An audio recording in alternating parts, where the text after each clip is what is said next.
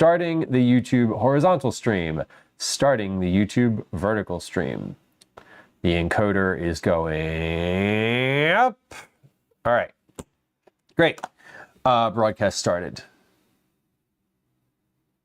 Broadcast started. Okay, great. They actually both started. It lets me know, and it lets me know in my version of the chat now when things start. Okay, so welcome in. If you're on YouTube, hello, nice to see you.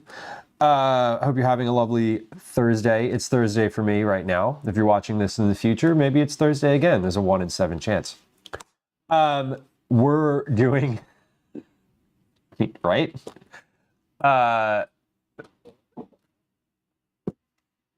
Anyway, we're doing a potluck prep today. We're making chicken pot pie toasts.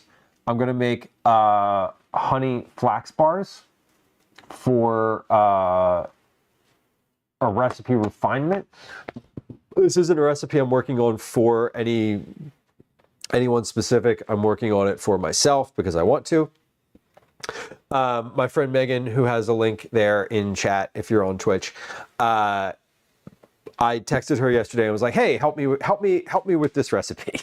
Because it's not sticking together and I want it to stick together, and like, what am I doing wrong? So we're gonna do that as well. I'm also going to let's see. I think I want to consider what to do for dinner for Christmas, because I haven't really thought that through yet. And I'd like to have some sort of solid plan for that. And I'm curious what y'all are going to do. And that's going to be, I think that's going to be relatively it today. I may do some other, I may do like another small thing or two, but those two things are going to be kind of the bulk of it. So I need not look up. Oh, it didn't get published yet. How am I going to find that recipe? I have my notes for it. I need to get my notes for the chicken pot pie recipe. But we're going to do that first, I think, so that while I'm doing the honey flax bars, I can consider like meal planning. What I want to do is meal plan, and I want to maybe look up some cheese Danish recipes, because I want to make those on stream next week on Tuesday, and I don't really have a recipe for it yet. I do know that I'm leaning against making my own pastry for that. Because I feel like it's going to be a ton of work. But we'll see. We'll see if there's any like quick pastry recipes. Not that pastry's ever quick. But we'll look for some cheese Danish recipes today. We'll do a little bit of meal planning. We'll make a honey flax bar, and we'll do the pot pie toasts, which we're going to do first because I want them to cook and completely cool down. I want to cook them, cool them, cut them, and package them. These are going to be for potluck for school tomorrow, my son's school.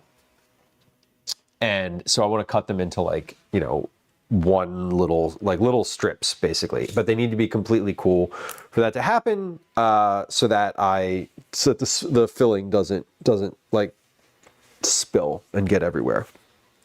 So that's the plan today. Velo says McDonald's of all places used to have really good cheese Danishes. And really good cinnamon Danishes.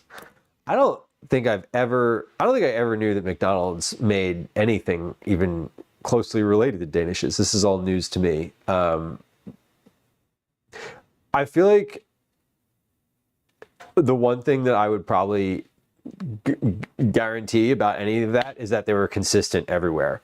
Like if they were good at one, they were good at all of them because it's all industrial, which I can appreciate. I do for all those like chain places, for all the sort of negative sentiment about them, at least they're consistent. I love a good cheese Danish. It's my favorite confection, pastry, in general. The Kirkland cheese puns are good. I love that. Okay.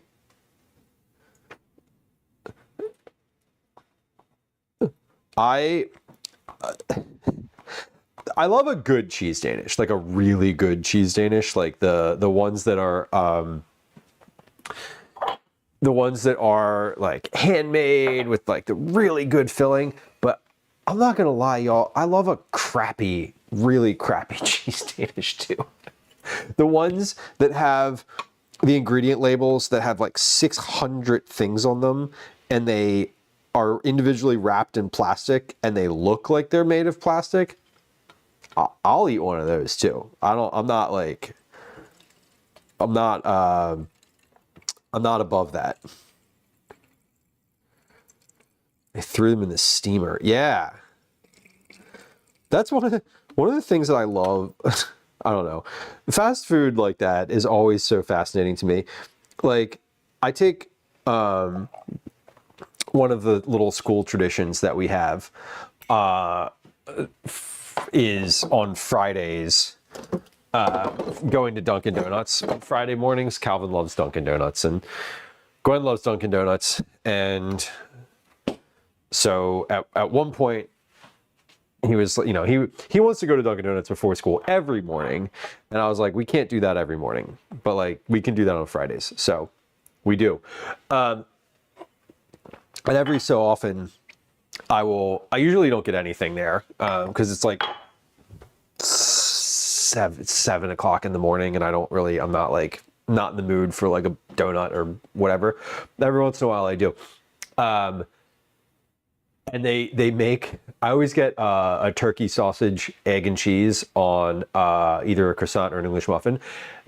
And like you order it and it's ready. It's just like, they literally, it's like into the thing. 45 seconds later, they're like, here you go. And it's like fucking incredible to me. Like just everything's so processed. It's like such a like an assembly line thing. And I appreciate the efficiency of it more than anything. Not as much the taste, not the, you know, whatever, not the 598 preservative ingredients, Phoenix. I appreciate the fact that you can, it's just like everything is ready. They pull 3 things, put them in the same, you know, it's like 40 seconds later, they pull it out, they wrap it up and it's done. And it's like, it's like jarring how quickly it is. The Entenmann's cheese Danish, fellas. Yes. Hell yeah.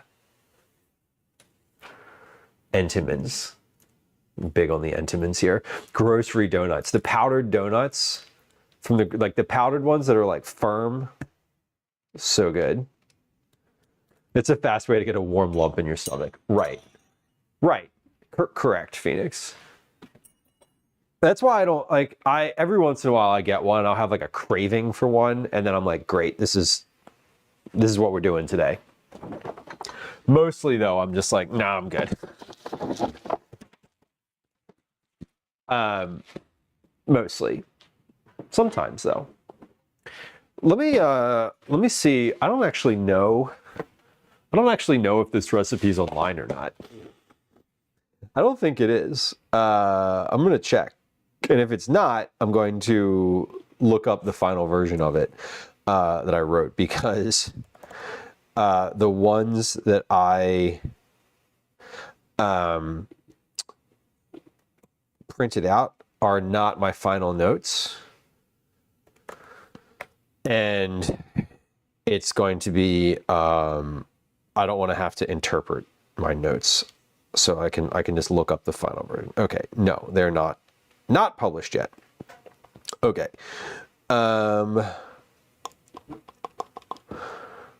Combined peas and carrots. Peas. Okay, so what do I even need for this? Okay, loaf of Italian bread. Got it. Olive oil. We'll work on that.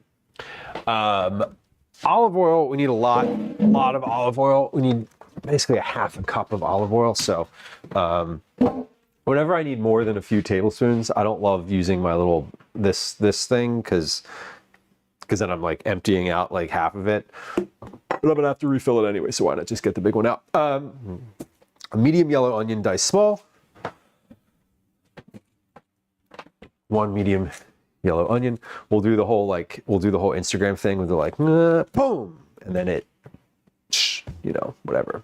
You'll watch those like fast cut food videos. I've thought about making those, but it would take me forever. Chicken breasts, we're using chicken thighs. Those are in the oven. There's 5 seconds left on the clock. Celery salt, ground black pepper. Let me finish getting my ingredients out, and then we'll take that chicken out of the oven. Celery salt, ground black pepper, peas and carrots. I actually don't have frozen peas and carrots, but I have a can of peas and carrots. And I'll check if I have peas and carrots. Let me actually check. I don't think I do. I'm pretty sure I do not. But I need a 12-ounce bag of frozen peas and carrots. This is a 15-ounce can, so I think we'll be good. Chicken gravy packets, which should be in here. I checked those. I definitely checked that I had those the other day. Chicken gravy packets. Now let me check and see if I have frozen peas and carrots. I don't think I do. If I do, they would be up on this shelf. I don't. I just have cauliflower. Just frozen cauliflower. Lots and lots of frozen cauliflower. Oh, you know what I wanted to make today? Okay. We're also going to make, now that I looked in the freezer, I wanted to make croutons today. That's what I wanted to make. Because that the soup that I made recently would benefit greatly from having croutons. And I have chicken schmaltz from a previous chicken, and I am roasting those chicken thighs in the oven right now, and I'm about to pull those out, and we'll have a little extra chicken fat from here. So we're gonna make croutons. Phoenix, I love the farmhouse breads. This is not a bag of farmhouse breads. These are a bag of like bread chunks and pieces. These are bread ends, rolls, you know, the last roll in the package, that type of thing that's in here. This is my crouton bag. We're just, anytime I got bread in the fridge that's like, it's not gonna get eaten right away, croutons. So we'll use that plus some olive oil, salt, pepper. We'll put those in the oven. Do I need the bread? Okay, no, the bread, we're gonna do the chicken pot pie toast first, because this needs to thaw. But that's the other. I was racking my brain. I'm like, what did I want to bake today? It was something else, and it was croutons. Okay, great. Chocolate covered Bavarian cream filled donuts used to be my weakness when I was young. Well, I mean, why stop when you're young? What would you change about them now? Would you just change the, would you like change the cream inside of them? See, for me, I have never liked the donuts that have the, I think they call it angel cream. Master of Splits, welcome in. Philly cheesesteak school. I read that as Philly cheesesteak school potluck, like as in the school that you go to learn about Philly cheesesteaks, which, you know, big if true. let's take this. I'm going to take these out of here and put these in. Let's put these in a bowl.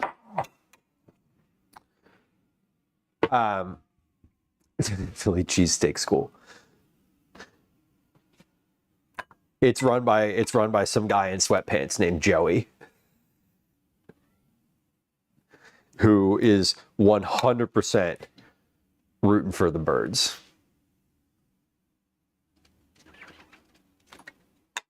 Everyone in Philly's rooting for the birds. I mean, fuck, I'm even rooting for the birds, and I don't follow football at all. I am aware that they won last week. You know how I know that? Because you literally you cannot exist in the city of Philadelphia without knowing whether or not the Eagles won within 24 hours of them. No matter what, within 24 hours of the game ending, you're going to know what happened in the game, whether you want to or not. That's literally how it goes. Right next to the Colonel Sanders Culinary Academy, right? Joey and the Colonel making it happen. Phoenix says I would change the ratio of cream to donut and make it dark chocolate icing or bittersweet. Maybe a ganache. A ganache. Love it. Yes. I mean, that definitely sounds good. Yeah, the chunk of baguette, Phoenix. Yeah, there's like multiple baguettes in here, and I'm going to have to toss those in the oven anyway. Okay, what do I need to chop for this? Just the onion. That's all. Is that the only prep that I need to do today for the onion? Is the onion? Yeah, that's it. Well, the croutons, but the croutons don't have the same. That's not the same as an onion. Go birds indeed, Shayna. Yeah, go birds. I've long said, if someone's about to like, if you're a tourist in the city and you like cross some Philadelphian and they're angry at you, it's go birds. Hey, buddy. And then they're gonna be like, oh, okay, this guy, huh? Okay, I guess you're good.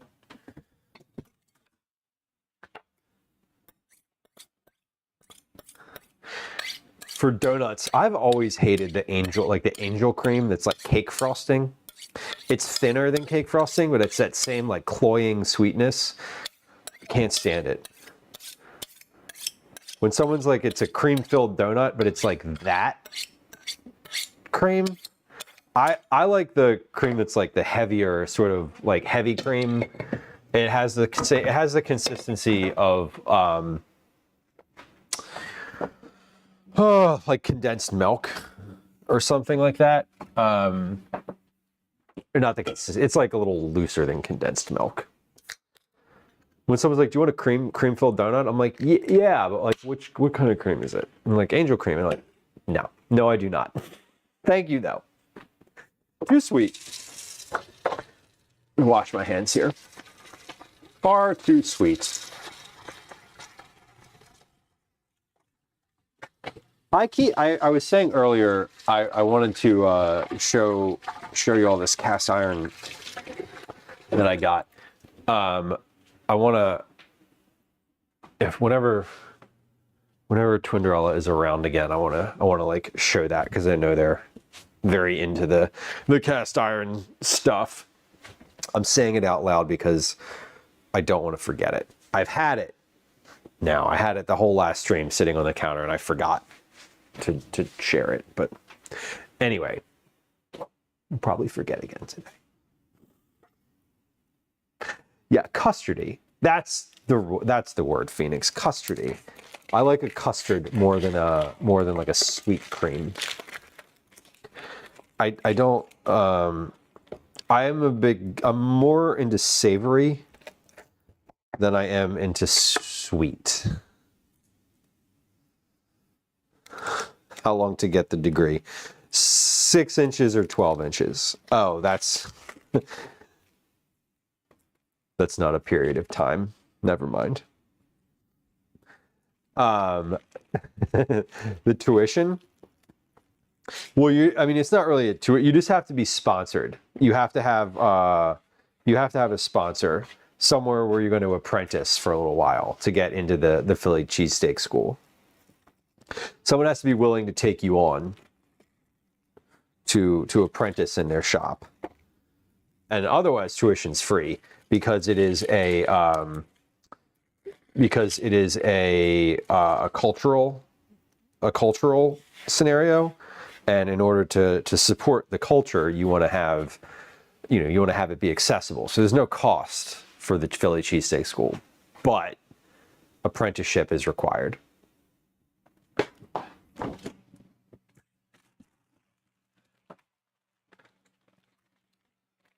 That's my take. We have our little stock bag here. Now the oven was at 350 for the chicken. I'm bumping that now to 400 for these pot pie toasts. Okay, so the onion needs to be diced small. A Philly cheesesteak seminar at the library. I bet you they have those. The Free Library of Philadelphia, just like shout out Philly Free Library, one of the best library systems in the country. The main branch of the Philly Free Library has regularly things like that. I have seen a couple different chefs and like cookbook authors do demos and talk about their books when they were released there, all for free. They've had like and they have a lot more than just cookbook stuff. Obviously, I'm interested in the food stuff, so that's what I've gone to. But that definitely sounds like something that they would host, like a cheesesteak 101 class with like two people who make cheesesteaks in the city,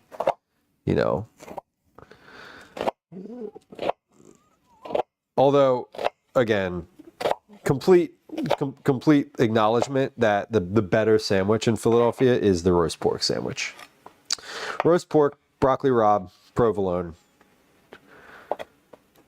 Better than any cheesesteak.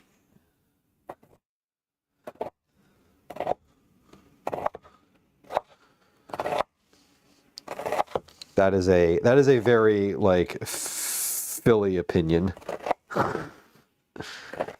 Oh, my eyes. My eyes are like, this one's a little zesty. Will the history be covered? Yeah. Yeah, I mean the history is pretty straightforward. It was the guy that founded Pat's Cheesesteaks. According to the lore, was the one who first made the cheesesteak in its modern form. Although I believe that they used a different type of cheese other than Cheese Whiz in those first days. Although now Cheese Whiz is an acceptable formal cheese for the cheesesteak. Oh, the fucking onions are killing me right now. Oh. Sometimes the onions are fine, and sometimes they're just like sneaky awful. Today they're not. They're just awful. They're not even sneaky about it. They hit right from the start. Oh, let me wash my hands. Oh, I just need to like step away from those for a second. Oh, my neighbor got a new car. Interesting. That's cute. Cute. It's rugged and manly. They always have SUVs. Okay, onions are ready. Now we need to start like prepping.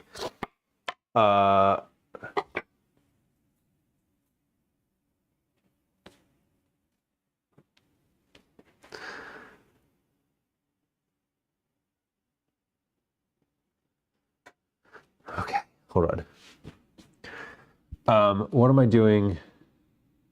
Oh shit! I was supposed to cook the chicken in the Dutch oven with the vegetables. Whoops. That's fine. We'll just cook the onion and then we'll toss the cut up chicken into the pan. No problem. Add the vegetables and cook until warm through about 5 minutes more. Enter the chicken and vegetables, stir the gravy packets. Gradually add a quarter cup of water. Okay, we are gonna do the toast next. Toast is next. Because that needs to toast literally before anything else. See, I literally wrote this recipe and I forgot. I'm just so used to putting the chicken thighs in a container or in the oven to cook before any other recipe I just did it. I didn't even think about it. Silly me. You have to recite the recipe by heart. You should, Master Splits, reciting the cheesesteak recipe, reciting the ingredients is like an entry requirement. I think. Because it's not that hard.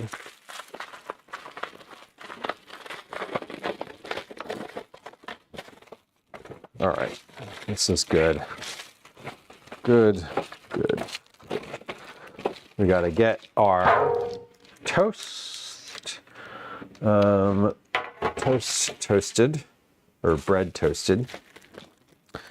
We're using a whole loaf of Italian bread. This is from Reading Terminal. I had a trip over there on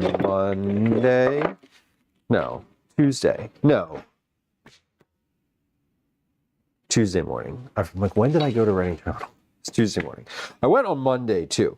Well, I went to Reading Terminal twice this week. Once was to do like a little streaming test, and the other time was to purchase things. I did this trip to test on Monday. I'm like, when was I even over there? I forget. Okay, so we need to cut this into, I'm going to cut this into slightly less thick pieces than I usually do. Because I think I want to be able to get just a few more pieces out of this. And if it's not going to be served hot, which it's not, I think it should be a little bit thinner because the bread itself is thick and chewy. And when it's like really thick, it's like, I like that. I like it when it's like I like it when it takes a while to chew, but I think for the scenario that it's being served in, it would probably be better if you can eat it more efficiently. So we're cutting it a little thinner than usual. Not much. But the recipe calls for getting 10 slices out of the loaf as opposed to I don't know, however many I'm going to get right now. 1, 2, 3, 4, 5, 6, 7, 8. This is 9. I'm going to need a second tray. Great. Maybe. Am I going to need a second tray? I'm going to need a second tray. Perfect. That's good though. I'll have to spread the ingredients out a little thinner, but that'll be okay. God, making a cheesesteak blindfolded would be, how would you do that best? What sense would you use? sound, I think, would be I think sound would be the sense that would make the most, that you'd be able to sort of dial in the most. Not necessarily smell, but like the sound of the sizzling and when it's finished sizzling, I think would probably be more. You'd probably be able to get more accuracy that going that way. Where to get the best ingredients? Well, the Italian market.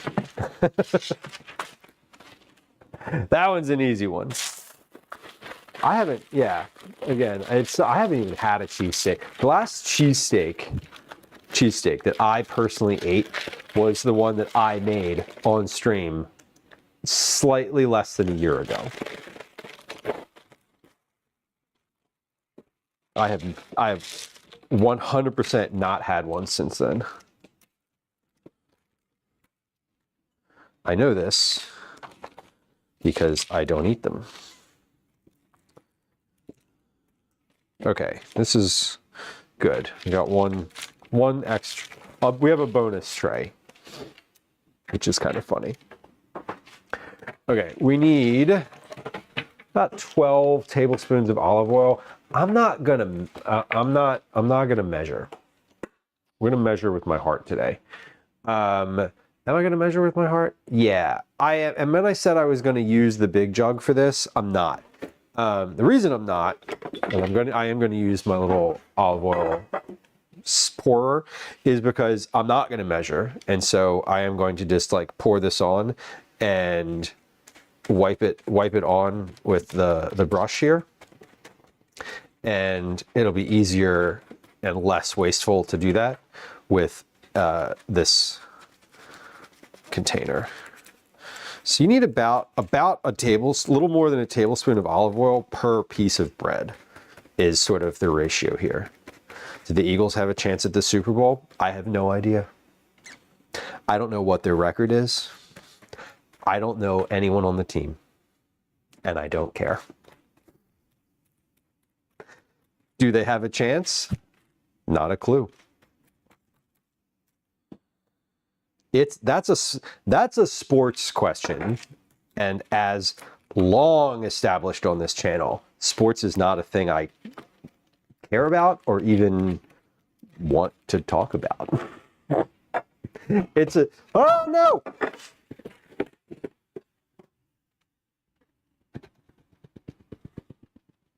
Fuck. That was a can of seltzer water directly onto the keyboard of my laptop. Great. Okay, that's fine. I will just turn that upside down. I caught it. I caught it right away. I went out the night they won the Super Bowl. I did.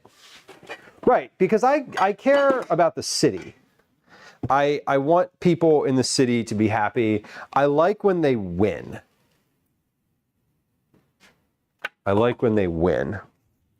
Ducky Star, great advice.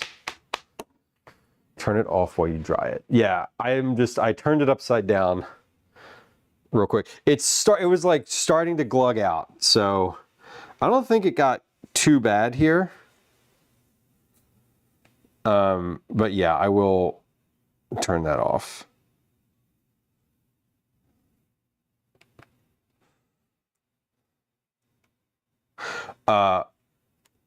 Cool.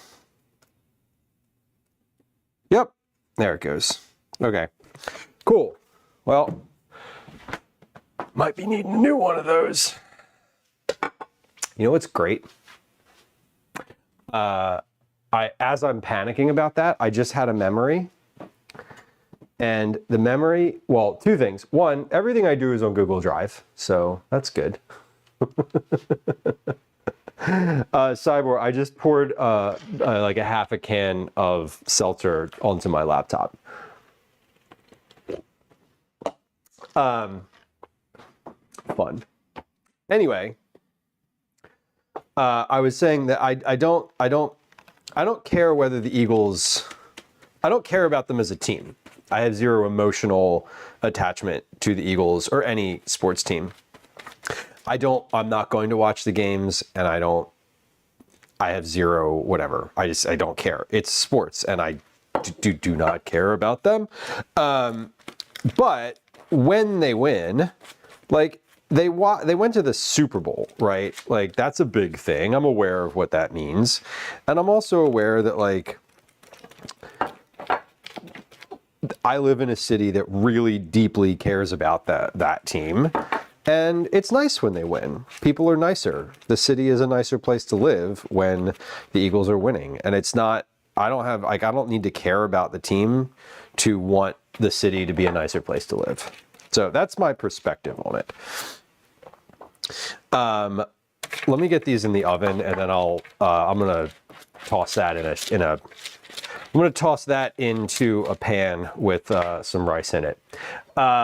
I also remember that when I left my old job, I made a big stink about keeping my laptop, which is the same make and model as that one, and it is sitting upstairs. I haven't turned it on since the day I left that job, but I hated that company and they wanted me to pay to send them the laptop back, and I was like, you guys can go fuck yourselves. So anyway, if this one is complete garbage, at least I have a backup. I can, whatever. We'll see.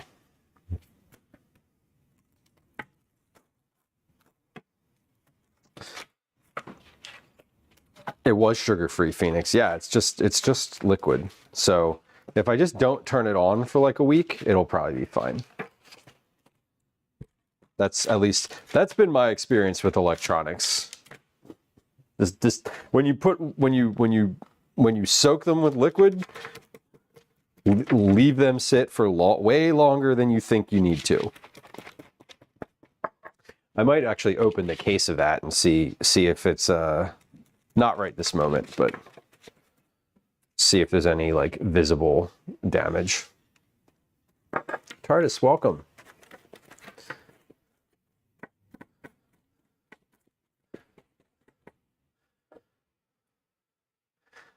The only thing I know about the Chiefs is there is a bar in Philadelphia called Big Charlie's. That's a Chiefs bar. My buddy Drew wrote a story about it a while ago and like went there a bunch of times to watch some games. Other than that, again, can't name a player. Can't name a single player. Don't know anybody's record. Don't know who the best team is. Don't know who the worst team is. And and even if I found out that information, it wouldn't stick in my head.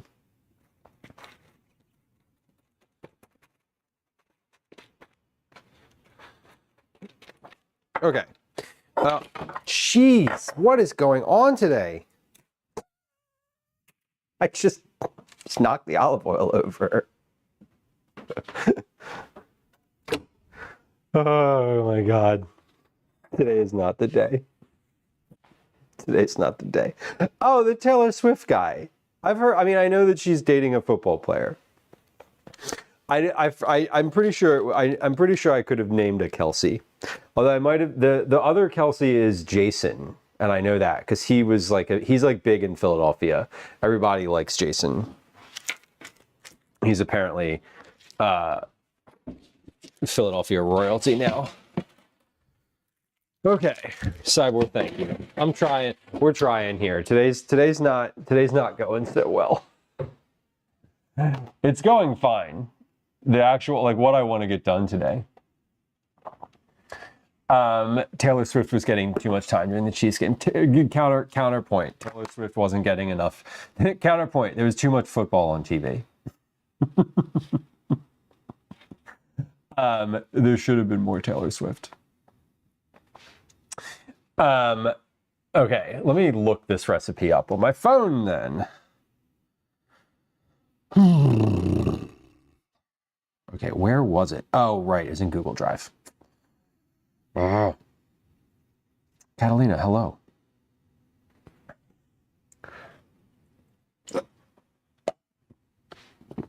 Okay.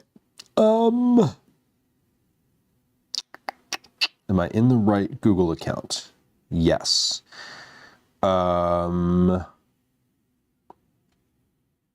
Search in Drive. Chicken pot pie toast. There it is. Okay. How long does this go in the oven for?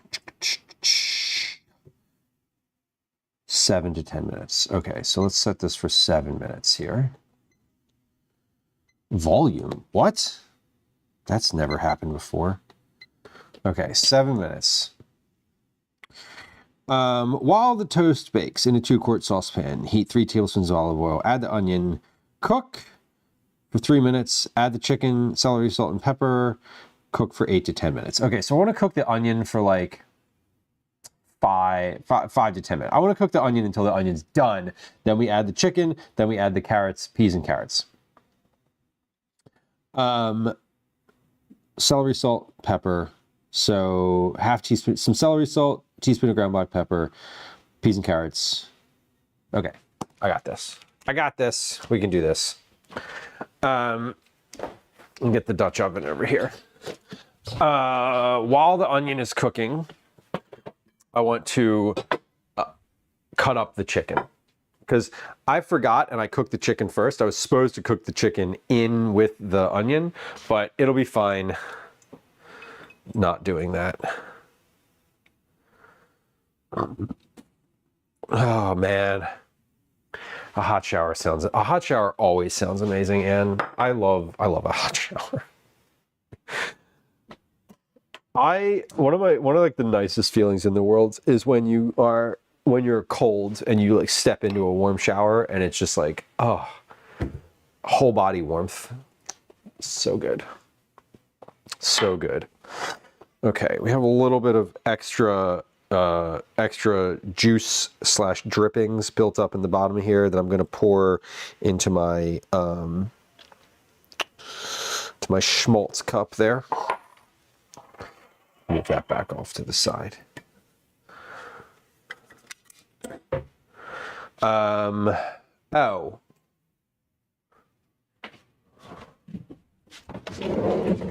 Rice.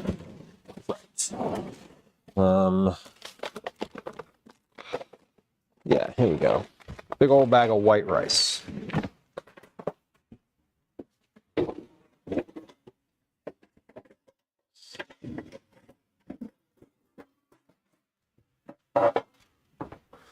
All right, bud. Whoa, just booted up when I picked it up. That was weird.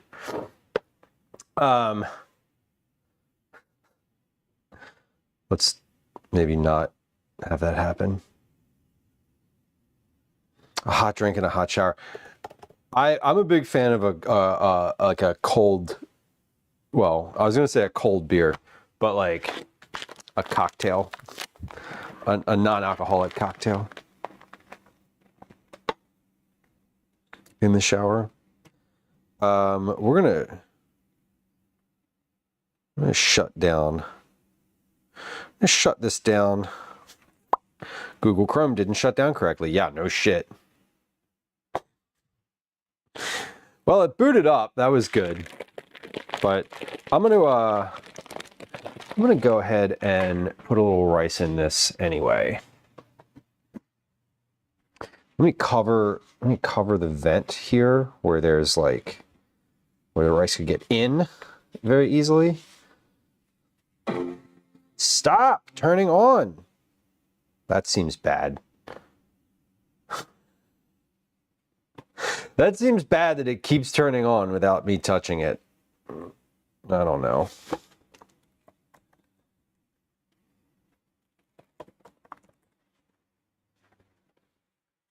I know. Might be an issue. It might be. It might be me continuing to touch the button. But we'll see. We'll see in a second here, because I'm not going to touch the button anymore. Have it inverted. Yeah, I'll try that. Hard to put it in rice. It's hard to put it in rice and have it be upside down. Okay, well, it's off. It's off, and I'm not touching the button. Let's just pour that all over the keyboard. There we go. Okay.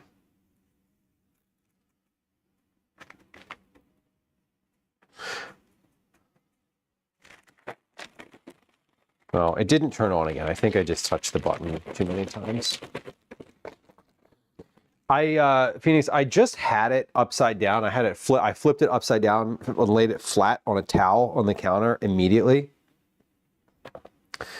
Yeah, the rice isn't going to be inside, obviously. What could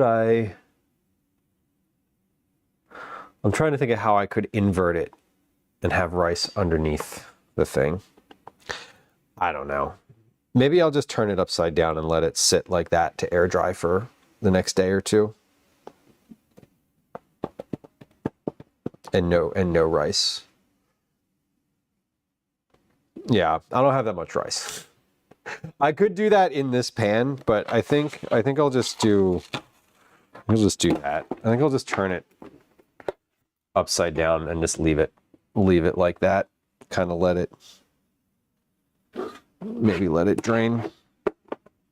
All right, that's fine. We'll just leave it like that for a while and see what happens.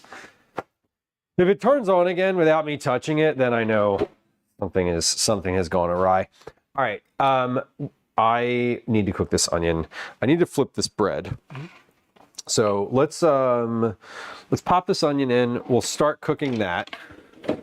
So that needs about 5 or 6 minutes. That should be just enough time to like cut the chicken up and have that be ready. Oh my God.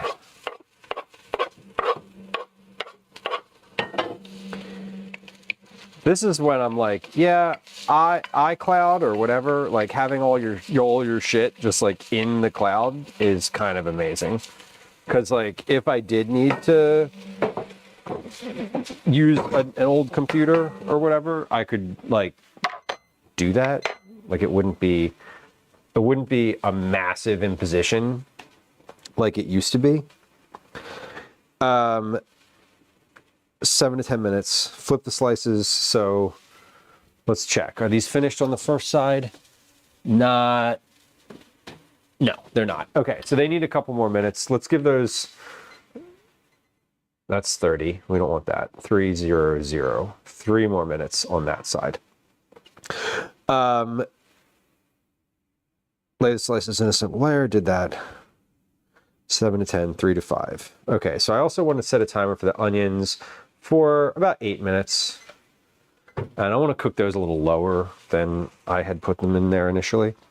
It calls for celery salt and about a half a teaspoon of that. So we'll put that in there. A whole teaspoon of black pepper. So let's put that in there. And cook. Then we need, how much chicken do I need? It says two chicken breasts, but about 2.5 cups of chicken. About 2.5 cups of raw chicken, which is slightly higher volume than cooked chicken. So, you can't take the battery out of that. It's a MacBook, whatever, Air, Apple Air or something. It's also really old. I could take the back off of it probably, but I think that requires a special screwdriver, which I also just don't have because Apple doesn't. They don't give you the means to take their computers apart. They're not that generous.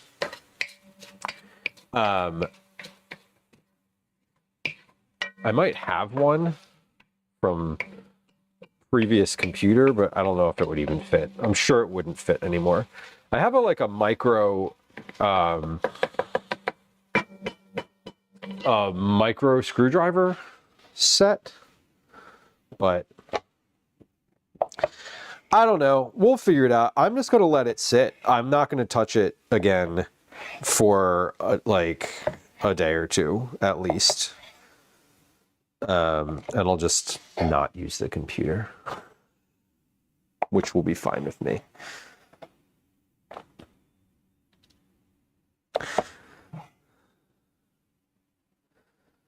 Yeah, can't open it without breaking it. Can't guarantee recovery documents. Right. Basically, like, you idiot, you should have been using the cloud and also just get a new one. Like, yeah. There's a lot to be said for Windows computers. There's a lot to be said about Windows computers. And one of the things to be said about them is it's really nice that you can just, like, fucking crack the case open and put whatever you want in there.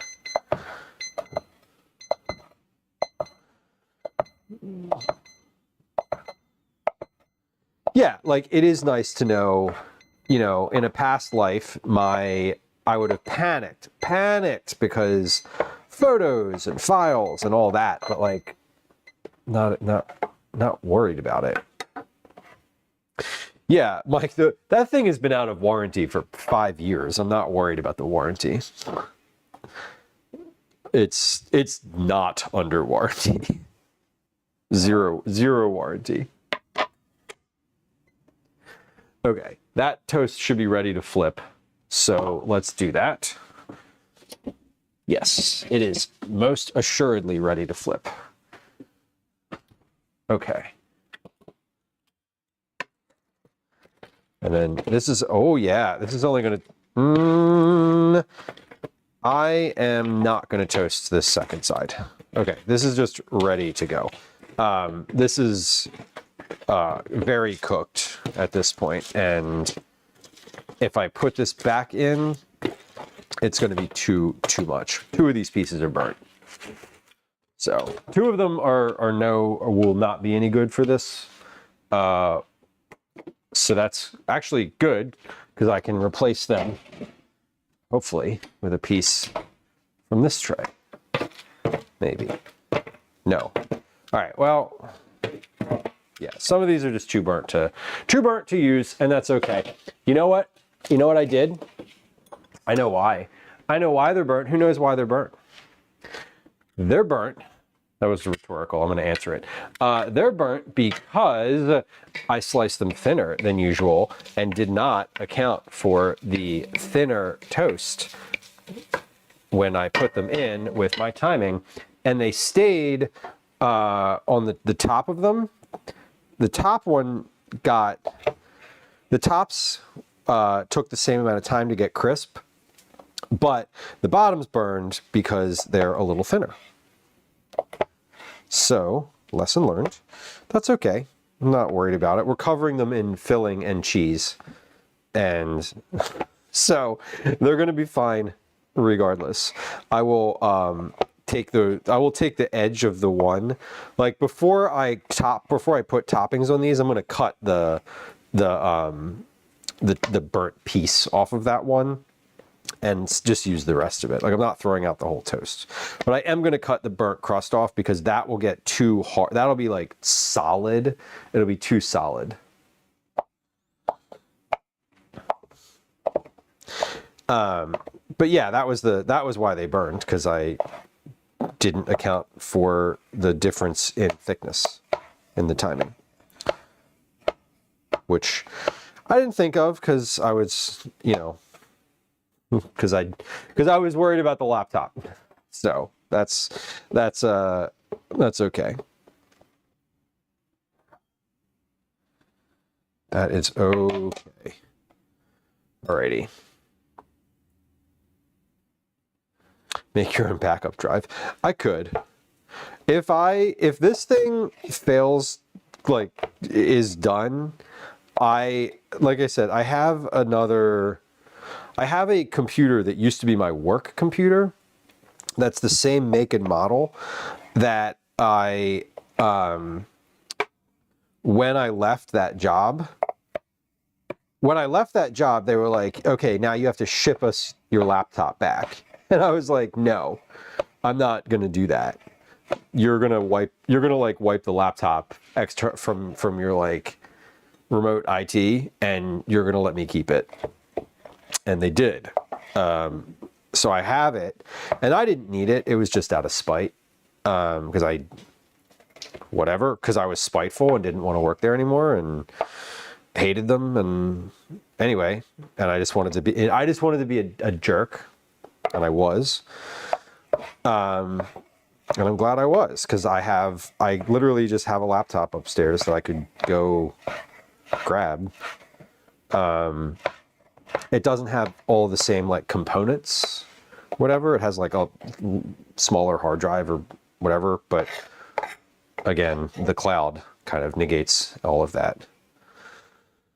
So I'm a little sort of namaste about it. And if it doesn't work, then that's annoying. It will be annoying to have to set that other computer up again. I hope maybe that one won't turn on, and then I'll be like actually annoyed. Like, oh shit. They're like, not only did we wipe it remotely, we also deactivated everything on it. Okay. So that is about 2.5 cups worth of chicken. Let me wash my hands here again. And this onion looks to be just about ready. So we're going to toss the chicken in there. We're going to drain the vegetables and toss those in there. And then we don't need to cook the chicken.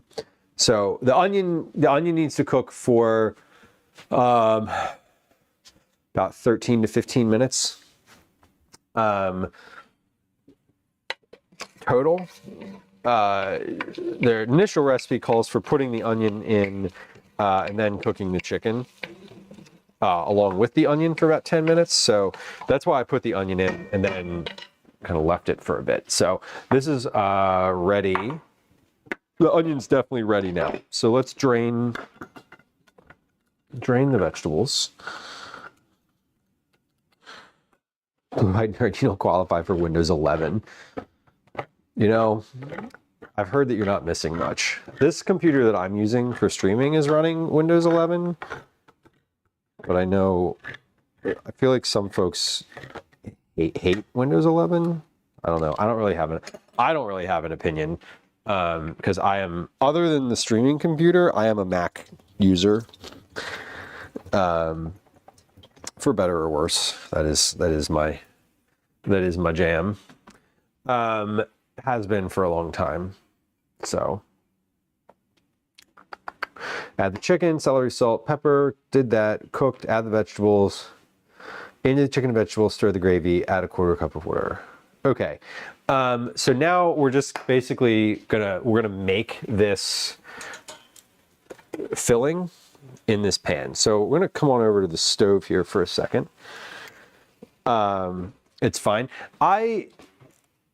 If I was, I'm working on I'm in the process of don't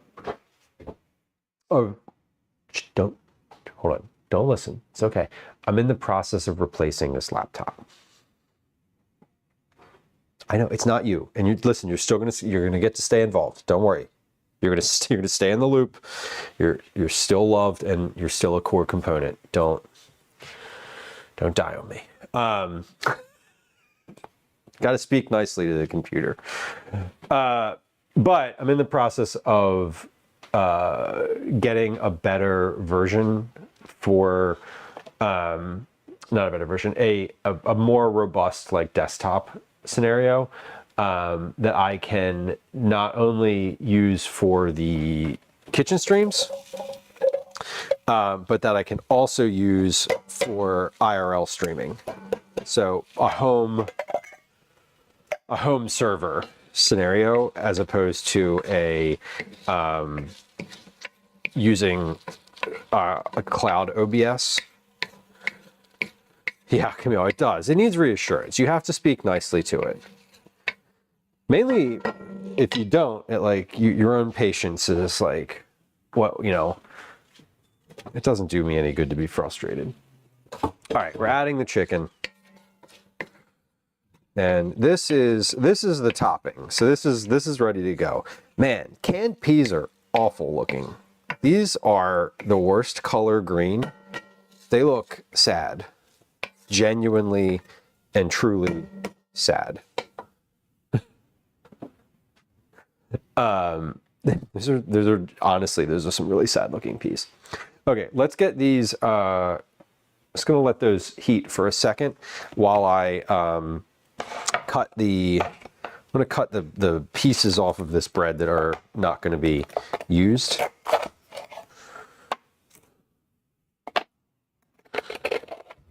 Just some corners, and that'll be fine.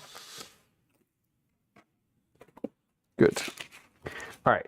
And the other thing is when I cook these in the oven, I want to be very careful not to cook them too long. Otherwise, but I'm going to put the liquid, I'm going to put the filling on the top of these breads. So they'll get a little softer because I'm going to put the pot pie filling on the part that is a little bit more burnt. All right, we have our filling ready to go. I need to get a 1/4 cup of water ready. So this is good here. Next step is to put two gravy packets in here, chicken gravy, and slowly mix in a 1/4 cup of water over the span of about 3 or 4 minutes. Just making sure. Stir the gravy packets. Gradually add a 1/4 cup of water, stirring constantly for 3 minutes until the powder is fully incorporated and the mixture is thickened. Remove from the heat. Taste and season with salt and pepper as needed. Okay, so for about 3 minutes, we're going to stir this constantly while we add up to a 1/4 cup of water. So let me open these packets. Let me open both of these packets first so I can just focus on stirring. The other, so that pouring some seltzer onto my laptop clearly illustrates why my streaming laptop is sitting on an elevated stand. Because it has avoided all sorts of things. So my streaming laptop that I have everything hooked to is sitting on like an elevated metal rack, and it also has a towel over the keyboard. It has two things. It has a piece of cardboard cut to fit the laptop, and it has a kitchen towel on the top. So it's well set to get sprayed with stuff, to get kind of abused. And that's also why I don't often use my phone or laptop in the kitchen, for like that exact reason. Just because I will, I spill things. It is a splash guard. Exactly. It's just like, hey, this is going to eventually, on a long enough timeline, this is going to get liquid poured on it. And like, be prepared. All right, this looks really good. We're going to take this over. So this is still on medium heat right now. I'm just stirring this until it's like, I don't know, until I feel like it's finished, which I feel like it's about finished here. I added, so this is 2 packets of gravy. There's a little bit of internal liquid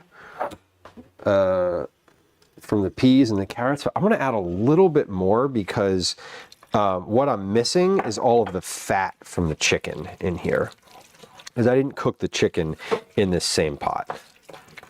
So you know what I'm actually going to do? I'm going to take that schmaltz that I have here. So all of this like chicken fat that I had from before and the fat that I poured out of the pan, I'm going to take a spoonful of that and just add that in here, actually about 2, because it's missing, because I didn't cook the chicken in here, none of that fat rendered out into the pan. I'm like, there's a glossiness that is missing from here. There it is. Okay. That looks much better. Alrighty. Perfect. So that was about 3 minutes worth of stirring and cooking, and this is definitely like holding together nicely. So I'm going to turn the heat off, and we're going to come back over to the counter. Let me move my knife out of the way, knife and cutting board. And I'm going to bring this, there it is. So there's a hot thing here.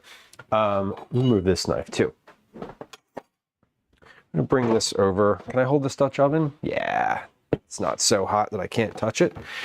And let me get the cheese out. That's the other component that is not present, but about to be. And I'm actually going to go ahead and use 2 different cheeses here. I have cheddar cheese for the top, but I'm going to put a little layer of Parmesan underneath because we'll wash my hands first too. Because I think it'll be good and it adds a little bit of extra flavor. I have the cheese, and also it will melt onto that bread. And it'll help bind things a little bit more. And because I'm going to slice these into thinner slices than just like the whole piece, I want it to be sort of as sticky as possible so the topping doesn't fall off. That's the goal. So let's get a little Parmesan on here.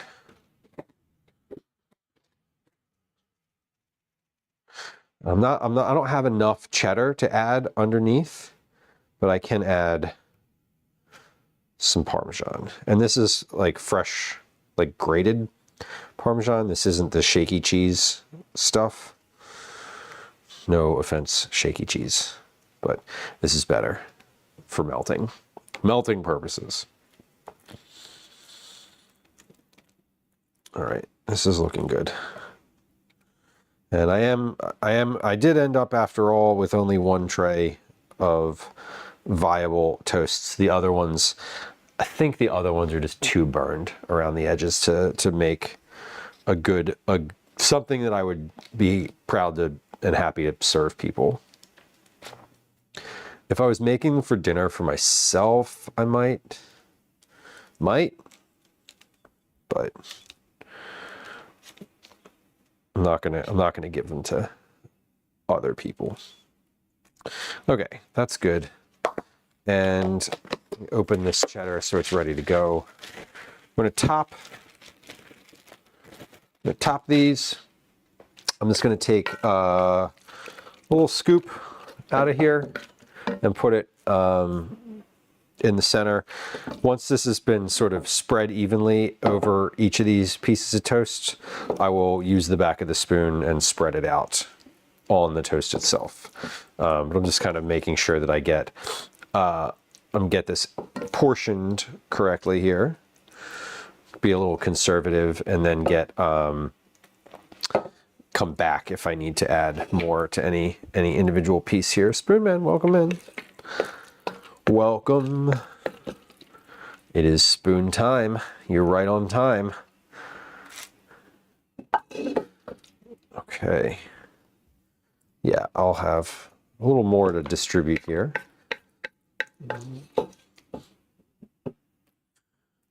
Good.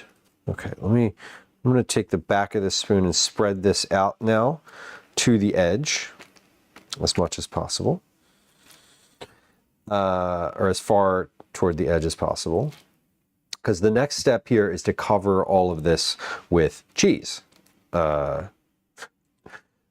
Each of these gets a layer of cheddar on top as well. These are from a recipe that I wrote called chicken pot pie toasts, and it's a version. It's just basically a really quick version of chicken pot pie. Really quick version of chicken pot pie filling that is outside of the pie. Outside of the pie. Sand Experiment, welcome in. Y'all, hello. Jaro Clay, welcome. Black Tech, hello. Baba Cat, welcome in. Sand Raid indeed. How are you? Welcome, friends. And I hope you're enjoying your Tuesday crafting with Karen. Hello. Shadow Shaft, hello. Welcome. I think maybe I'm saying your name right. I can't be sure. I know it's a reference to Shadow Facts, though. At least I hope it is. I think it is. I don't want to be presumptuous. It's Thursday. Oh yeah, it is Thursday. Happy Friday, Junior.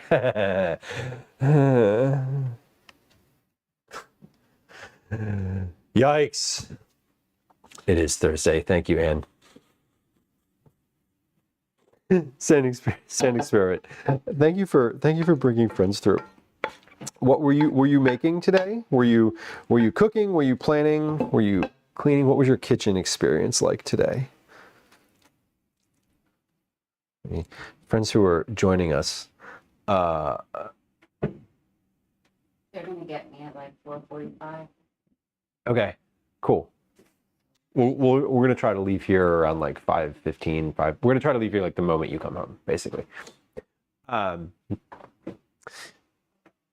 It's from Never Starting Story.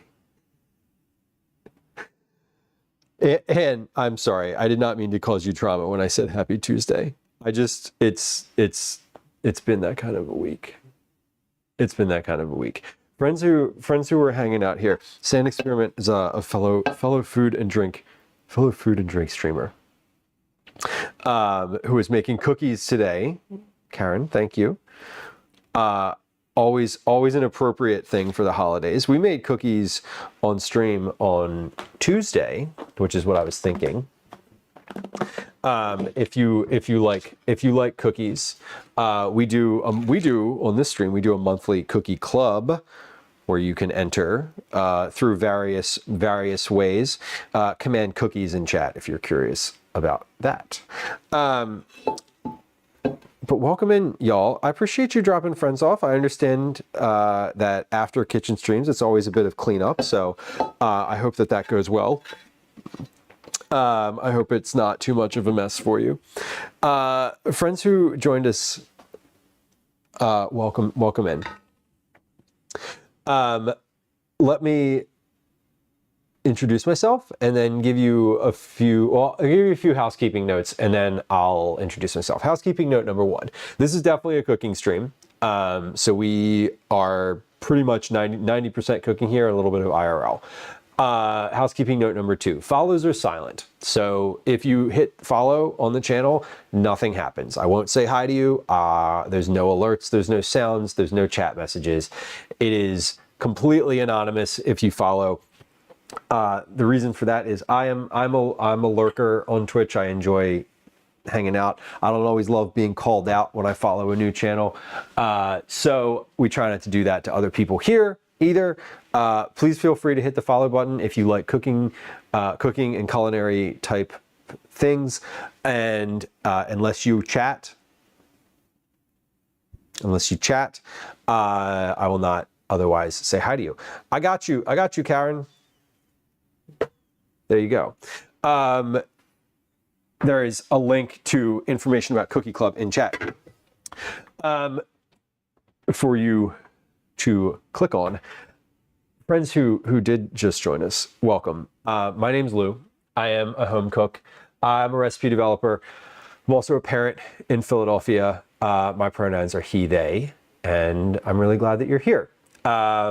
This stream is all about cooking, lots of conversations, mostly vegetable forward, family meals. We do a lot of weeknight meals here. I also do a lot of recipe development on stream. We also do baking, we do meal prep, we make snacks here. Sometimes we get out in the world to do IRL stuff, things out and about in the city of Philadelphia. That is a very small part of it. Mostly we're here in the kitchen, hanging out, feeding my family. That's the vibe of the stream. Our community is lots of culinary enthusiasts, but not everybody loves cooking. Some people just like watching cooking, which is also fine. Our community is very kind. We're very, very kind of weird. A little bit spicy sometimes in the sense of like, I love a good innuendo, and we maintain a good space for folks to lurk and hang out and not chat if they don't want to. I will fill the silence with words. So that is the vibe here. Arafune, when I watch a channel for a month but don't follow, it feels awkward to do it now. It does. I get that. When I am in a new channel, right? Like if I'm watching a streamer and then we raid into somewhere, I have a draft in my Gmail called follow offline. And if I want to follow that person, I'll copy their name into that draft, and then I will follow them when they're no longer streaming. Unless someone follows them when I am watching and I see what happens and I'm like, oh, good. They're not going to call me out for like following, because I just don't personally, I don't like that.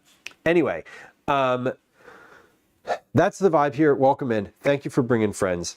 We're cooking, obviously, today. I follow after they end. Same. Yeah, I get very anxious over it. Let me wash my hands. I get very anxious over when you follow somebody and then they ask you a bunch of questions and they want you to engage in some way. Because often that's not what I want to do when I'm on Twitch.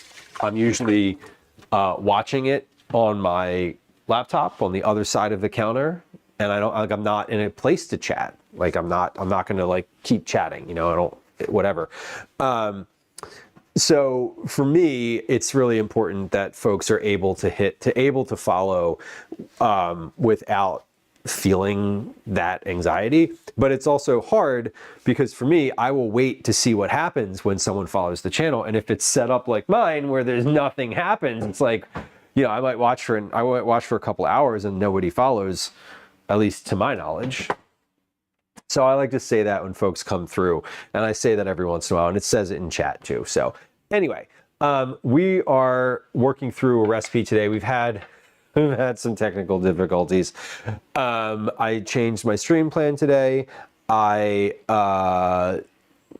spilled seltzer all over my laptop. It's like sitting in a pan over there, upside down and off, and here's hoping. Regardless, I'm making a recipe that I wrote recently. It's not published yet. Excuse me. There is a link to chat in chat to where I have published recipes. If you're curious about those. This is a version of chicken pot pie that is on a toast because like people love toast. And we're making this today for potluck for my kids' school tomorrow.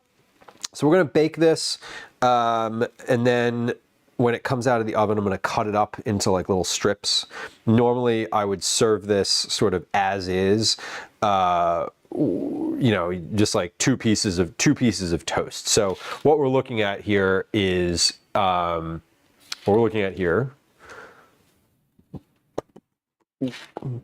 Bellis, I love a good YouTube channel. Thank you for sharing. What we are looking at here is toasted Italian bread, toasted with olive oil. That was in the oven for a little bit too long, in fact, but that's okay. And made a pot pie filling out of chicken thighs and peas, carrots, and onions. Those were all sort of sauteed together in a pan. What I'm doing now is topping it with cheddar cheese, because obviously cheese makes things a lot better. We're gonna put this in the oven for just a few minutes, basically just enough time to melt this cheese. And then we're gonna pull it out again and let it cool down. And then I'm gonna take each of these pieces and slice them into strips, so that one piece of this, like one little strip of it, is what you would get. It's for an elementary school. There's going to be, it's the whole grade level, so it's like a lot of kids. I don't imagine that they'll all, I can't imagine they would want to eat something as large as like a whole piece of this. So I'm trying to make it a little bit more accessible for, like, more kids can have it, and it's also not an enormous ask to eat a piece of this for them. So I'm tearing up the cheese so that it covers the toast topping entirely, because I want it to, I want everything to stick together.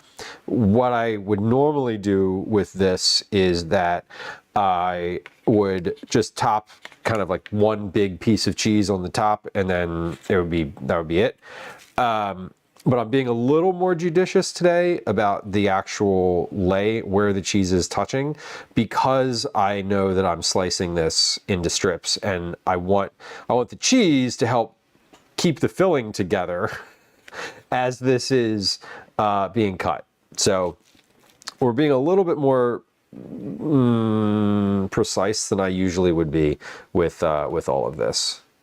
If you were around for stream when I was working on this recipe initially, this looks a little different than what I've done in the past. So just a couple notes about what I'm actually doing here.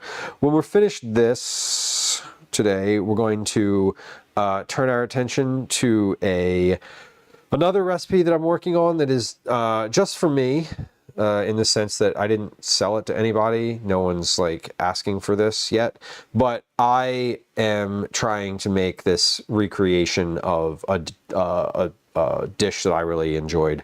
God, when was it that I was there? In 2010. Oh my God, it was 15 years ago. This basically like a granola bar. Mixing shredded mozzarella would certainly help keep this together. And before y'all, as y'all were arriving, I was putting the topping on here. Underneath of this, I added a layer of shredded Parmesan cheese, like fine grated Parmesan. So there's cheese on the bottom and there's cheese on top. So we're gonna pop these in the oven now. This is pretty well covered. I'm happy with this. I don't need to fuss with it too much more. If I could keep fussing with it for a while, and then there would be too much cheese. Portion the chicken and vegetable mixture evenly over each piece. Got it. Top of the sliced cheddar. Got it. Set the oven to broil. Return the toast to the oven and broil until the cheese is melty, brown, and bubbling 3 to 5 minutes. Serve immediately. Okay. Oven is being set to broil. We're going to pop that in the oven. So again, all of this is cooked. The filling is cooked. The toast is already toasted. All I'm trying to do here is melt the cheese and get the cheese brown on top, like browned and sort of bubbly. That's the goal. So I'm going to wait until that turns on. Well, we'll hear it click on. Oh, I think that was it. And then we're going to pop this tray in there and not do anything else. I'm going to wait I'm not gonna move from this immediate area until that timer goes off once I put it in, because I have the tendency to like leave things in there for a little too long. Anyway, let's put this cheese back in the oven. No, sorry, cheese is going in the fridge. Cheese is also going in the oven, but that's the cheese on this tray. All right, 3 minutes. Check the broiler. Broiler on, broiler's on. Broiler's on, tray is in the middle. I'm not putting it like super high up. It's just in the middle of the oven. And broil, go. Timer start, 3 minutes. Okay, once that's completed, I am going to make croutons. As the croutons are cooking, we're going to work on the craft bars, the flax bars. We're going to craft the flax bars. Does the parchment paper keep the bread from getting too brown on the bottom? Blue-eyed nerd, no. I think the parchment paper actually toasts it a little bit more, but generally, so that bread that I just put in the oven was a little bit more, it was more toasted than I want it to be. Like, I overcooked it because it was thinner than I usually cut it, and I forgot to adjust my timing. But generally speaking, I think parchment it makes it toastier. Like, it makes it more, it makes it harder. If I was using a silicone pastry mat, my general experience with the silicone mats is they heat up, but they don't transfer that same sort of like searing heat that you would get if you put it directly on the sheet pan. Whereas parchment sort of allows some of that to come through. That's at least, and I'm not like I'm not a scientist. I can't say that definitively. But I know parchment also doesn't retain the heat as much. It basically like transfers the heat from the tray. Whereas the silicone mats, like if you're using those and you're making cookies, for example, sometimes the dough will like spread farther because the mat is hotter. So I use parchment paper because I tested it with both parchment and the silicone mats. And when I tested it with the silicone mats, it did not toast the way I wanted it to. So the parchment was just like the move. I've got 30 seconds left on that clock. I just took a look at those. They are melted. I want them to be melted and brown. Brown. They need to be like browning a little bit on the top. That's the goal. Now, I also don't want them to be too brown. I don't want them to be in here too much longer than 3 minutes, even if they are not the color that I would like them to be, because I also don't want to burn the edges of the bread any further than they already are. Okay, timer's going off. Let's check these. Turn the timer off first. Yeah. I'm going to give those another 30 seconds. That's it. And I do love parchment paper. The mats are easy. It's like the mat's always easy.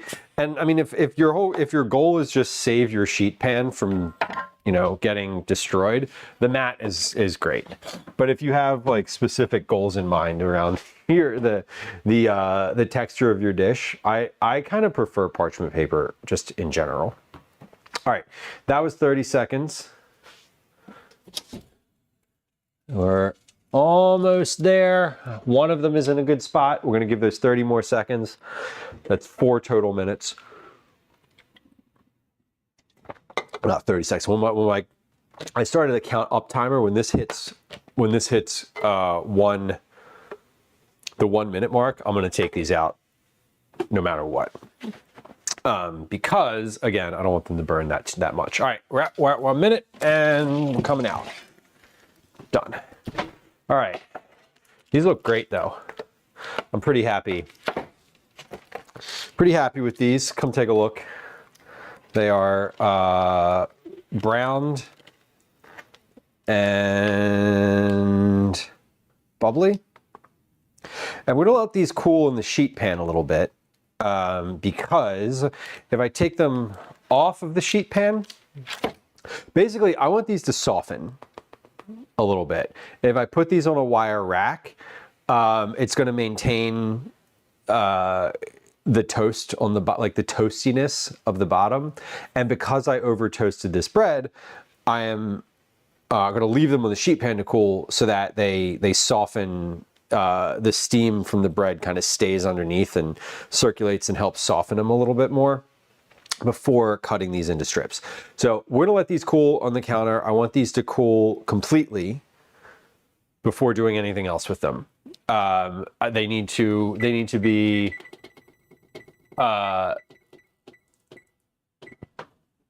completely cool. We're gonna cut these into strips and then I'm gonna put them in one of these aluminum pans. We're gonna cover them with foil and pop them in the fridge. So these, we're just gonna set these to the side and we'll revisit a little bit later. So we're also gonna keep an eye on those because the cats, which haven't been around suspiciously, the cats love stuff like that. Okay, we're turning our attention now to our croutons. So we'll do the croutons in a big old bowl, the biggest bowl in fact, the bigger bowl. The croutons I want to serve, I have some cauliflower soup from the other day that was very good and could have been better because it could have had croutons in it and it didn't. So I have some old bread here. This is rather hard. So let's I'm gonna cut this up into some bigger or smaller chunks. We're gonna soak it for a little bit in chicken schmaltz and olive oil to let it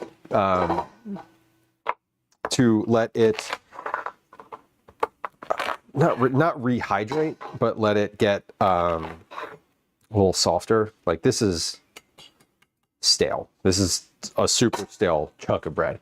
I'm also going to use these ends from the bread that I just cut up to use for the recipe today.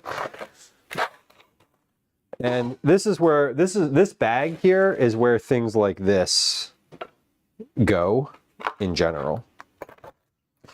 It's like the crouton bag. They don't always go in there. Sometimes I eat them and just enjoy them with like a little bit of butter. But generally speaking, I love a homemade crouton and they are easy to make. And so when I fill up a bread bag, it's time for croutons. They also they'll last, once you make them, they'll last in the fridge for a little while. So they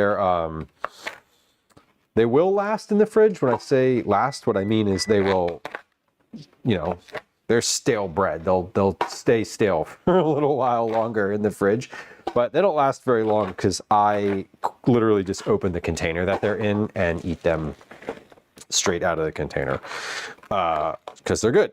And it's part of the joy of making your own is that they're very good and you can just eat them.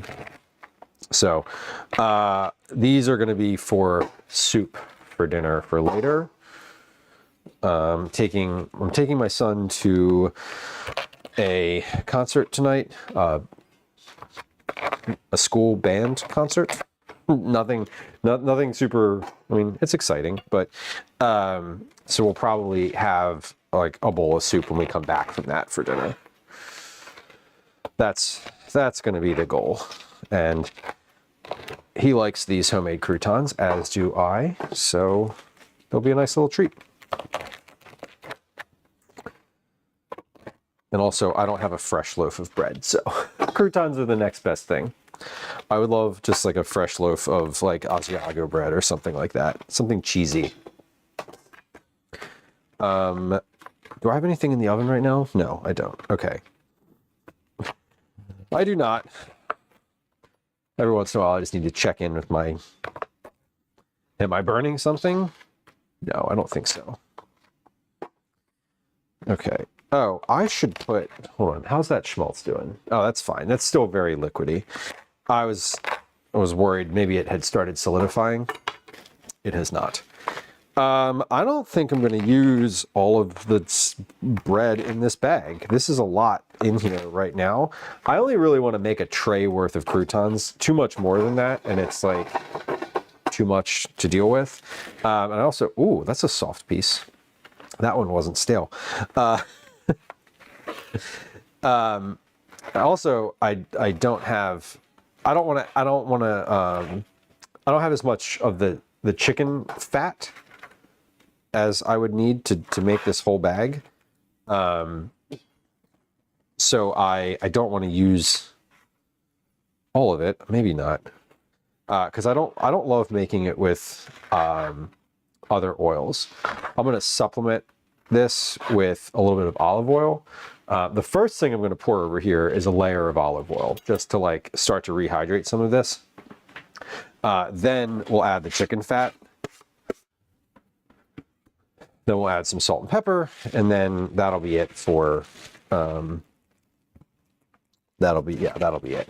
Okay, I think when I'm finished cutting these pieces up, this is gonna be it. We'll put that bag back in the freezer and just like, you know, leave it for next time. Because this is plenty. I don't want to have to make more soup for these croutons. Okay. Good. The way that I'm going to make these is in the oven. I have the oven up at 450 degrees. So these get roasted in a single layer on a sheet pan for maybe 10 minutes or so. Stir them about halfway through, and then we are that'll be good to go. We'll let those cool off, and they're ready.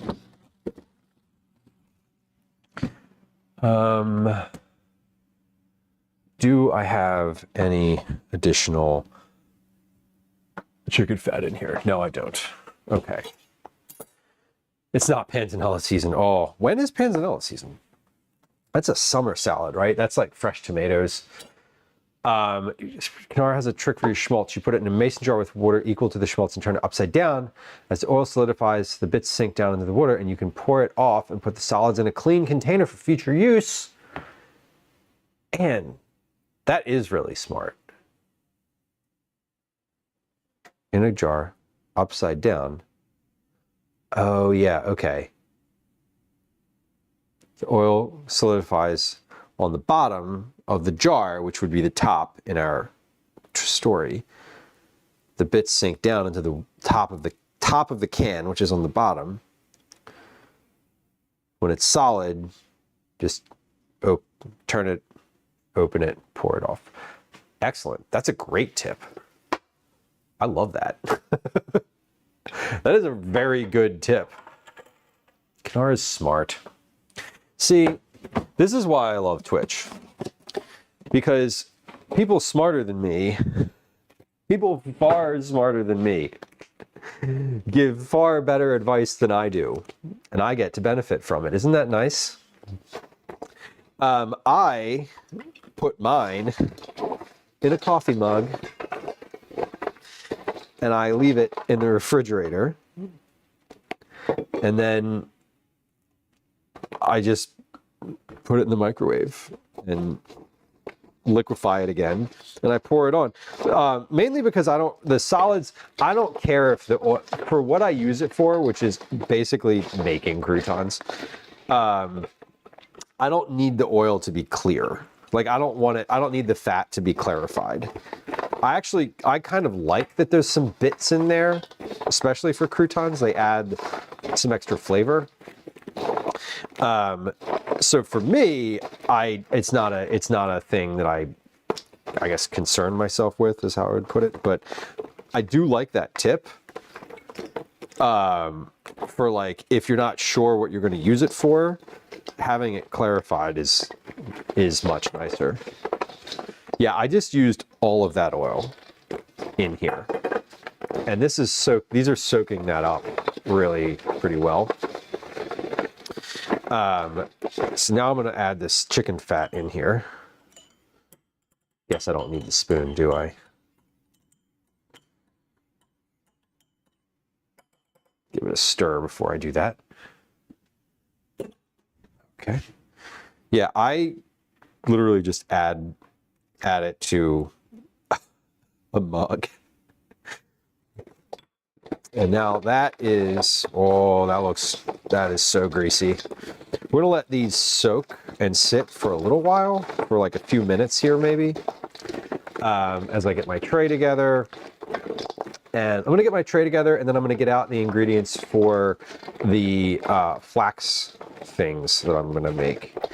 Because I want this to, some of these pieces are still pretty solid. I mean, like these are stale bread, so there's not, yeah, they're still pretty solid. So let's get some salt on here, salt and a little bit of pepper. And we'll let these sit and give these a stir a couple times more, just to help kind of rehydrate some of this bread. What I was thinking of before, when I was thinking of making these earlier, I was thinking of baking them, like just putting them in without any of the oil on them, dry, on a sheet pan with some aluminum foil over it, and like a little bit of water in like a cup or something, to sort of help rehydrate them.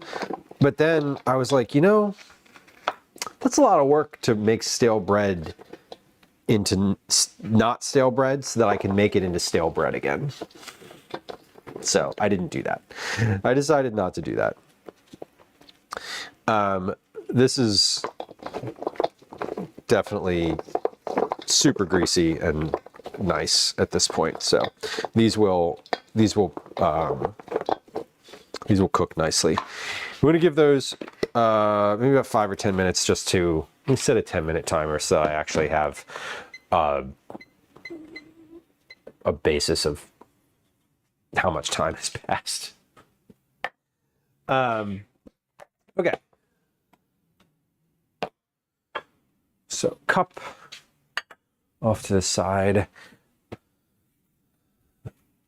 And I'm gonna get out the ingredients. Maybe get out my ingredients for these flax bars. No, you know what I need to do? I need to take a quick break. I need to take a bio break. I need to do a couple of these dishes in the sink. So here's what we're gonna do before we get out the ingredients for the flax bars, while we're waiting for the croutons to rehydrate. While nothing is in the oven and nothing is on the stove, that's important. We're going to take a 3-minute break. I'm gonna run an ad on Twitch because that will limit pre-rolls. I'm also going to put up a game of Words on Stream. For anyone who wants to play a game of Words on Stream, we'll do that. As I mentioned, we're going to do a 3-minute ad on Twitch. I apologize that we're going to run an ad. I know that people don't like ads. I don't really like them either. I am not currently running them. They're pre-rolls on the channel. I'm not like running them during the stream, because it's sometimes very obnoxious to have to manage that. Anyway, I'm gonna like clean up and do some dishes over here, and so I'm gonna be off camera anyway. If you want to hear what I'm saying during that time, you can go subscribe on the YouTube channel. We are live on YouTube on both vertical and horizontal streams. Those are ad-free because the channel is not monetized. So please feel free to go follow along over there. And even if you're not going to go follow along over there, I'd love it if you'd go subscribe because that would be great and supportive and helpful. And all of you are lovely people and I appreciate you. This is also a good time. Like I mentioned, follows are silent. If you're also anxious about what to say for first-time chatters, Words on Stream is a great way to get your first-time chat out of the way. Because you don't have to say anything except a word that you see in the box. And I'm not going to engage with you farther unless you do. Anyway, here comes a game of Words on Stream. 3, 2, 1. Here comes a 3-minute ad on Twitch, and we'll be right back. I appreciate you. Hi, welcome to another edition of Commercials I Hate. Let's load up this dishwasher real quick while we're working. It's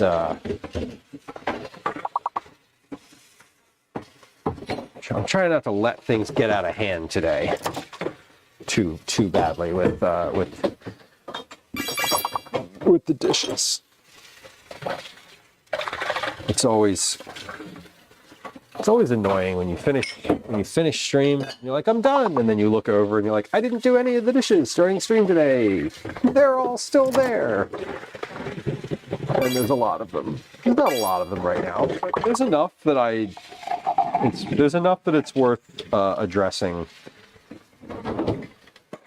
before the end of stream. Also, at the end of stream today, I'm probably not going to have too much time to do all that cleanup, so I want to get that done and out of the way as soon as possible. Or I want to be able to not have all this here at the end. Okay. Anyway, I think you know what I mean. We're working on loading the dishwasher right now. That's step 1. All right, step 1 is done. Step 2, start doing a couple dishes. Hey, I actually ran an ad, didn't I? Yeah, okay.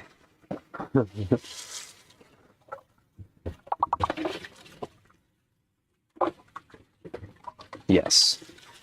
There's text that only comes into chat when an ad is actively running. And there it is. I see it. Okay, confirmed. Good.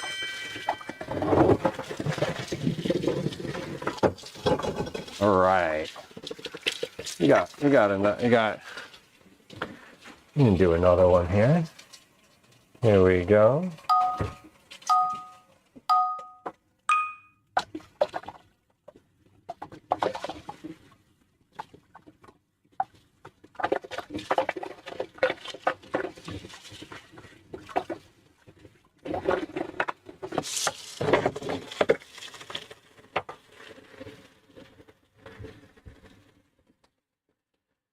Getting these dishes. I'm actually starting on the washing process here. See how far we get. Not that many in here. There's still dishes from this morning in here, so we're probably not going to make it all the way, but you never know.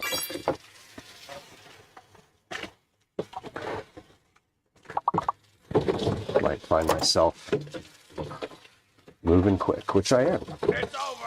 Hey, if you're on Twitch, you're finished with your ad break. Thank you for your patience. I appreciate you. I understand that the ads are not everyone's favorite, and I don't like them either. But they're going to run them either way, and I appreciate the patience of folks who are willing to sit through them while I do a few dishes. We play some Words on Stream, and it helps. It helps me. It helps the dishes. So we do them every once in a while, and I appreciate your patience during that time. All right, but we're getting there though. We got everyone's going to get at least one more guest here coming on up. So get your last guest ready. Here it comes, and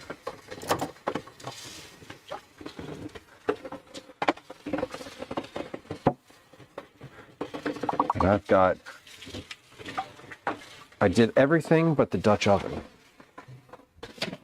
Kind of amazing. You know what? I'm gonna wipe that Dutch oven out right now though while we're looking at the star here. Give this one a scrub. And we did it. Oh, no, we didn't do it. We got one more dish. There it is. Okay, I'm done. I finished the dishes. Hold on, I gotta rinse this off. Don't start a new one. It's gonna start. No, don't do it. No. Ah, we're hustling. Okay, hold on. 3, 2, yes, I made it. Oh, I did all the dishes. Okay, all the dishes are done. They're done. They're finished. Oh, no, they're not. This was on the stove. Fuck. That's okay. Ready for the next round. Anyway, also there's some dishes on the counter and whatever. We're gonna wait for this for just another moment or two. Let me get my sheet pan ready for these, and then we'll do the. That is all gonna fit on a regular half sheet pan. Okay. Okay. So when I say get my sheet pan ready, what I really mean is they're ready. It's ready. Okay. Let me give these a stir as well. We have about a minute. It's been about nine minutes here. So they're looking good. Where's one that was solid, super solid? Okay, that is, solid ones are a little softer now. That's good. Okay, and they'll soften up even more. They'll soften up just a little bit more. Let me get out my So I'm going to get out my ingredients for this, these flax bars that I'm making, and then I'm going to look at the text from my friend who I asked for advice about making these. Okay, so V1 Spring. These are the garlic brown butter cookies. Those are not. We're not doing this today. Okay, so the last time we tested these, I used more brown sugar than honey. I don't think that worked. I think that was not a good idea. I think the honey is a better binder than the brown sugar. So we're gonna go back to the initial amount of honey. That's like thought number one. So, okay, that was 10 minutes. I don't need to time these any farther. I just needed to know that I left them for actually like 10 plus minutes. Let's get out my ingredients for here. Rolled oats, flax seeds, dark brown sugar, blueberries. Okay, so we have flax seeds. There's that. Rolled oats. Dark brown sugar is going to be in this container. Yes, dark brown sugar, flax seeds, vanilla, and then blueberries. There they are. Okay, so we have a bunch of disparate ingredients over here. Yeah, oats, flax, honey is in this cabinet. Do I have a different container of honey? I do. Okay. Yeah, and then this, I might need, yeah, I've got 3 different honey containers in here, so let's try to use up at least one of those. Butter, 1/4 cup of butter. That's a half a stick of butter. So a 1/4 cup is 1, 2, 3, 4 tablespoons. That's, there we go. We have like some butter scraps. I'm going to use those. That's great. Vanilla, dried blueberries, salt, kosher salt. Okay. Let's put these to the side.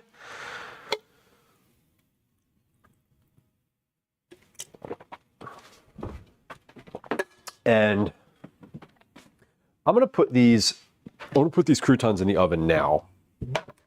Because they've been at least 10 minutes, which was my goal. So I'm gonna put these in. They have soaked up all of the oil from the bottom of the bowl, which is wonderful. That was what I wanted. There is a ton of oil and fat in here. So this is ready to go. I want to put these in a single layer, or as much of a single layer as possible. I actually don't mind if these are not, if there's a couple that are just kind of piled on top. The closer these are together, like when you cook vegetables and they're too close together, they steam. Because some of these pieces of bread are pretty stale, if they get softer just based on like steaminess and being near each other, I think that's okay. I'm not like, I wouldn't hate it. Okay, this is good to go. Put this in the sink, and then let me give this a spray. There we go. Okay. Oven is on. Oven is at, let's turn the oven down to 425 actually. I forget what temperature I usually bake these at. It's more than 400 and it's no more than 450. So we're going to split the difference and say 425. That'll be fine. Okay, I'm going to pop these in and then, whoop, hold on.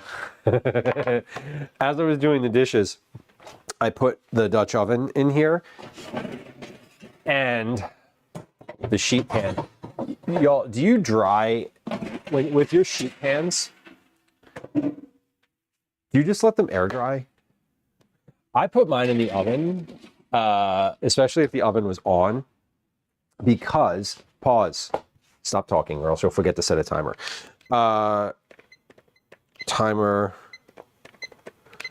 Let's set a timer for 5 minutes. We'll stir these at 5 minutes.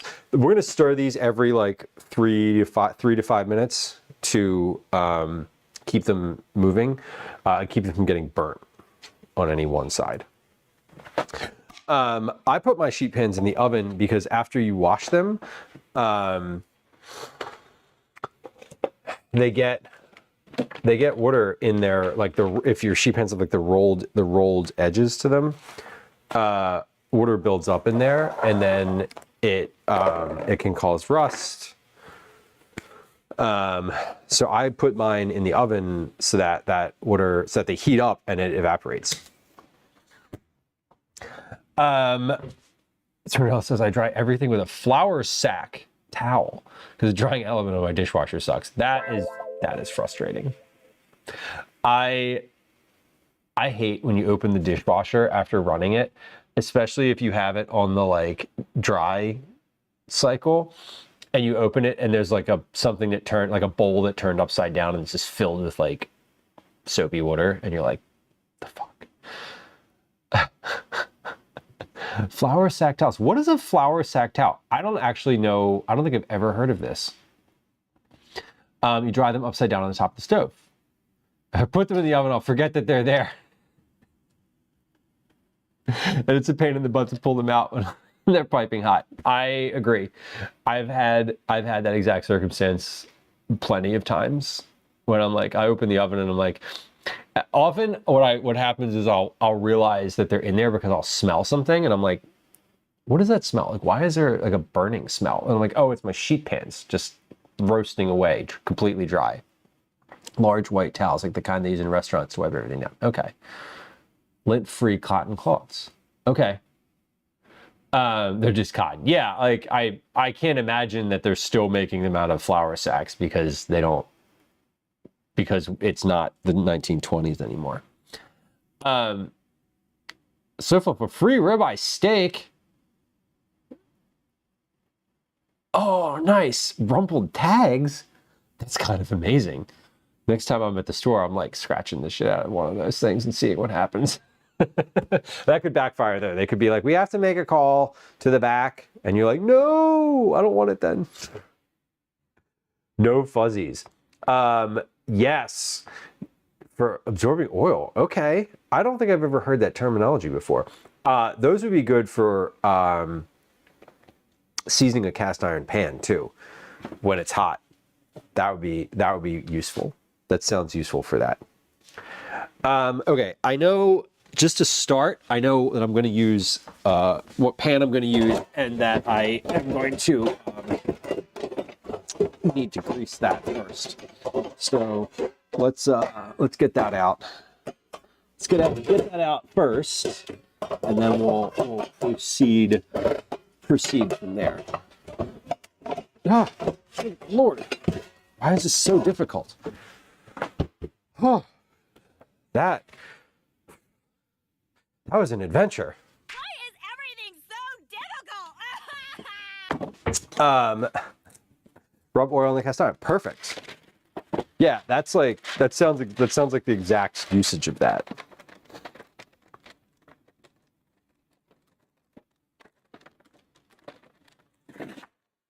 Replace them when they rip up and fall apart. That makes sense. I have I used to save my towels and like not use the good ones, and now I'm much more like, I don't care anymore. If it's in the house and it's a dish towel, it's getting used, and when it's crappy, it's gone.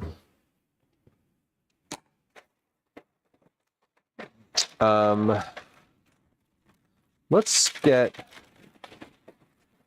Oh, I just watched a video about how to do this the other day.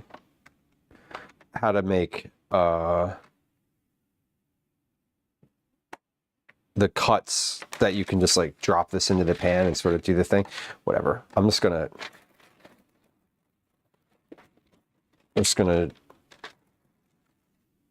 do this. I'm gonna do this like I usually do it. The way that I usually do it is the way that I'm gonna do it today, which is cut it like this, and then just put it up to two sides and not worry about the other two sides.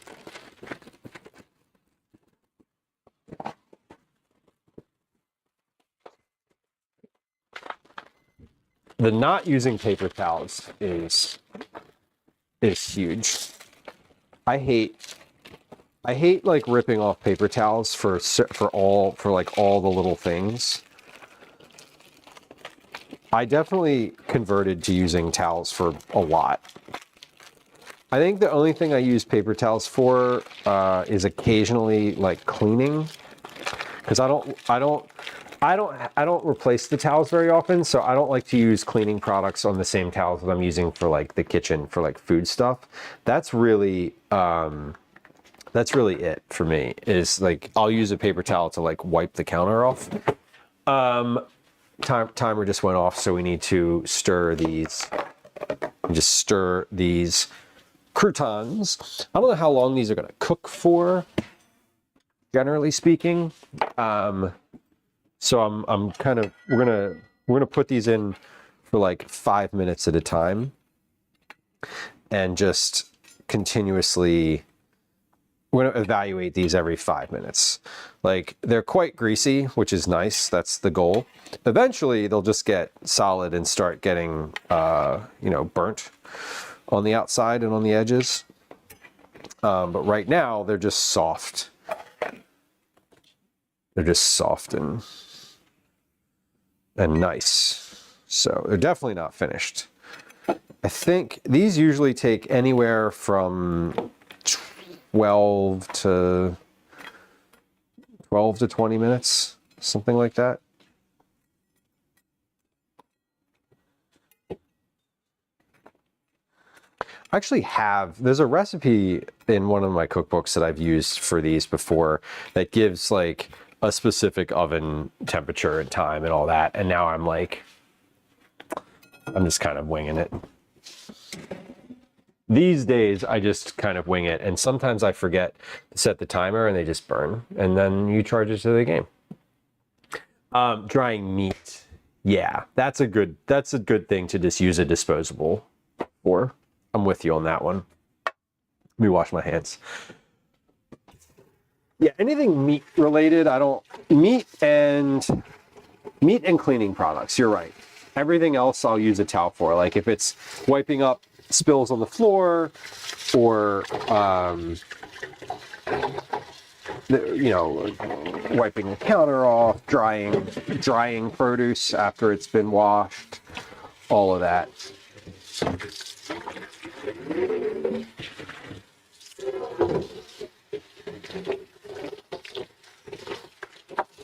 Alrighty. So these, I have to read through. I have to read through the advice that I got around these first before I actually make these. But I'm just prepping my pan right now. That's like job number one.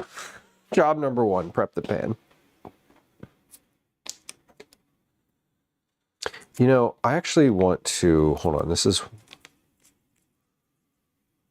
1, 2. Because I'm using I'm trying to write a recipe for this, I am going to cut up a fresh piece of butter for this. Instead of using these like ends here. Like, it would be more efficient to use the ends, but I also want to make sure that I'm using an amount that I can replicate. And this piece is not a single, is not completely square. And the other piece here is a little bit, it looks a little bit smaller maybe than 4 tablespoons. So we're gonna change course and use a fresh stick. We'll just cut a fresh stick. So I'm greasing the pan with a little bit of butter on the bottom. That's it. No flour in here. No flour.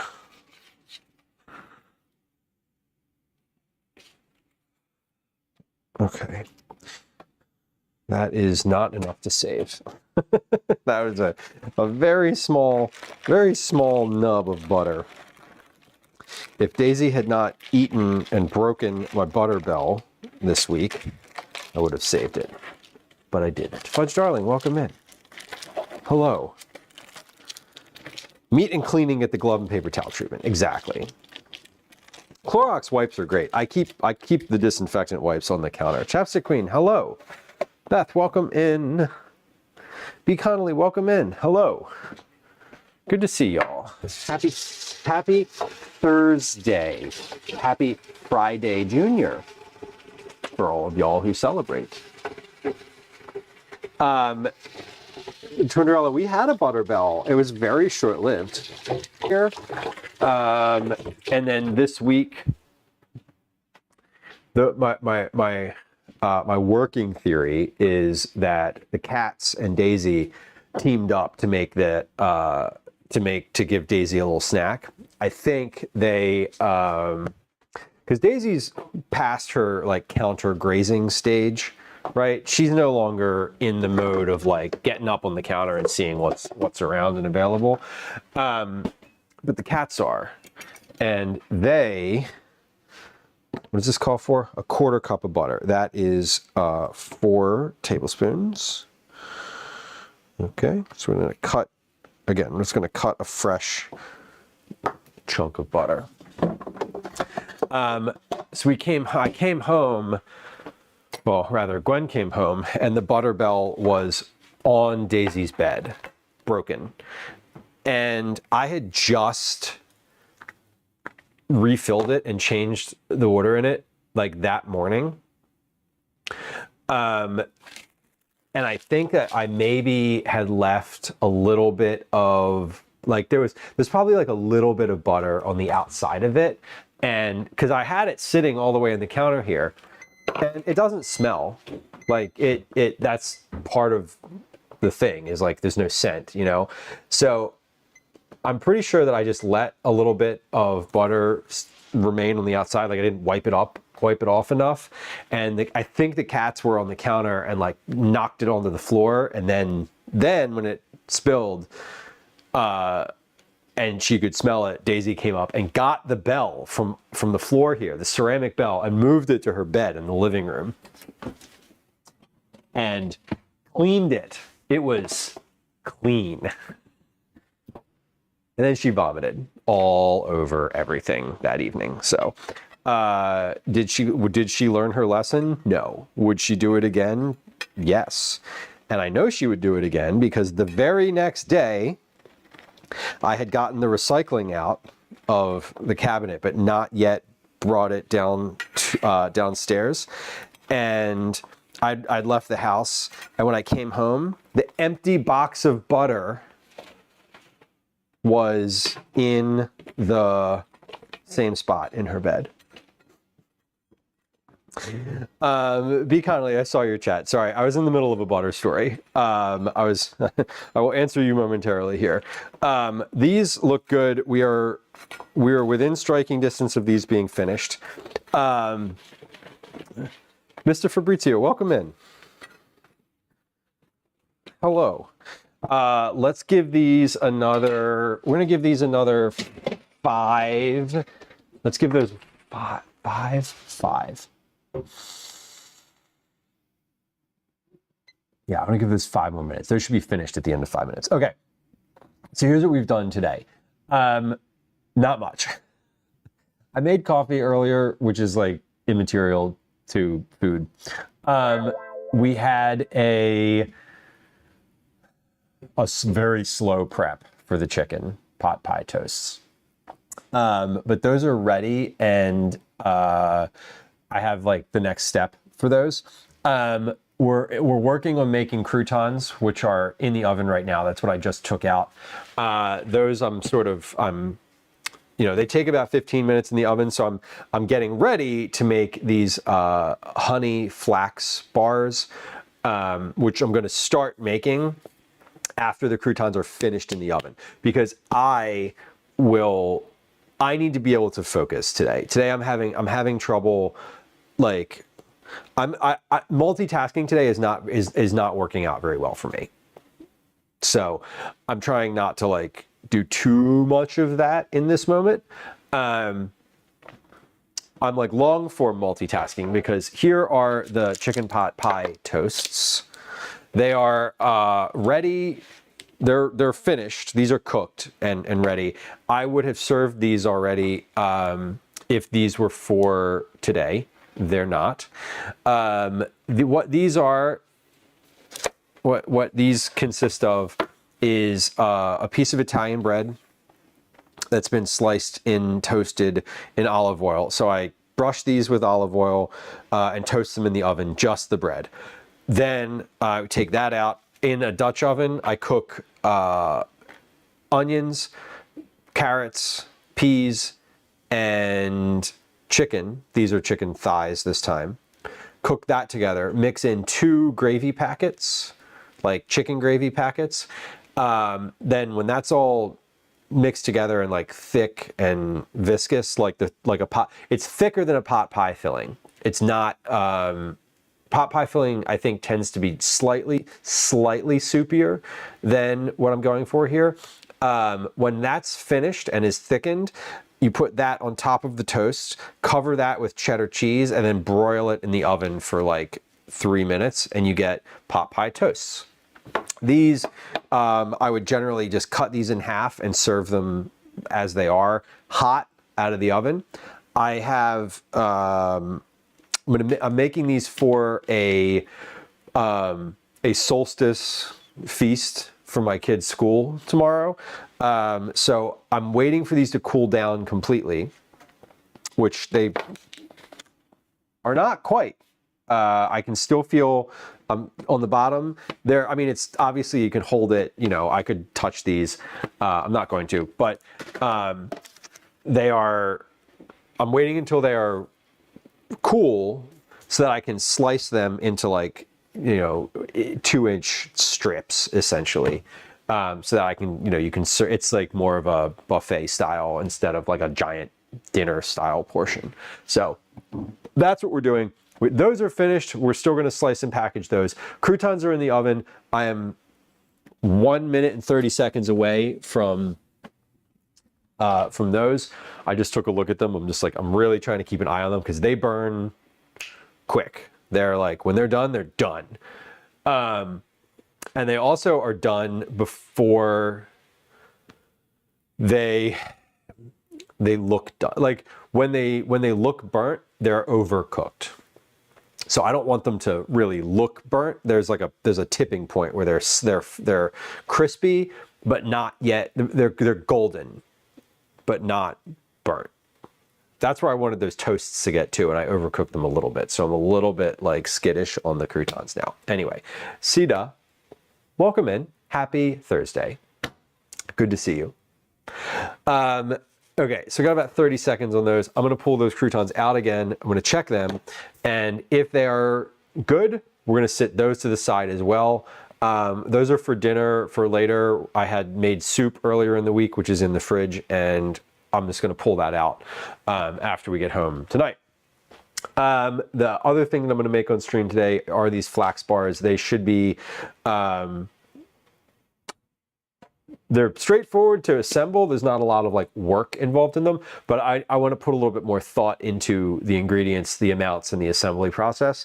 So once those croutons are finished, we're going to go to a note from a friend of mine and review what she said and the advice that she gave me on how to make these better. Because I sent her the recipe, I sent her a picture of the recipe and a voice note that was like descriptive about what I needed and what I was what was going on. Okay, so these are just about finished. I'm going to give these a stir. I think I'm going to put these in. See, this is the part where I'm like, do I dare put these in for another like 4 minutes? 3 minutes. If I put these in, it's going to be 2 minutes at a time at this point. I'm going to let this cool for a second. Let me find one that was definitely a like super solid piece from earlier. This one was more, some of these pieces were more stale when I put them in than others. Yeah, this one. Okay. So let me try. Hold on. Where's my microphone? My microphone is usually on the side of my hat, and when I chew, it's like aggressive. So like, I remembered. We're learning. We're growing.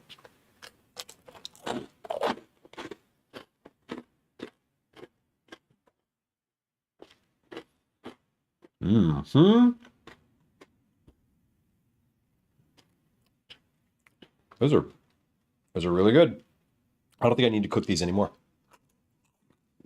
Mm-mm.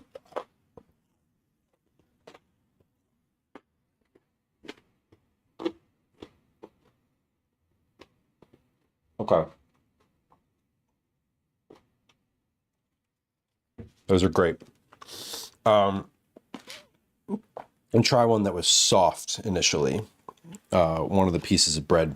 So I had different breads in here. These are all from a bag in the freezer. So there's like multiple different types of bread, as well as different stages of stale. So,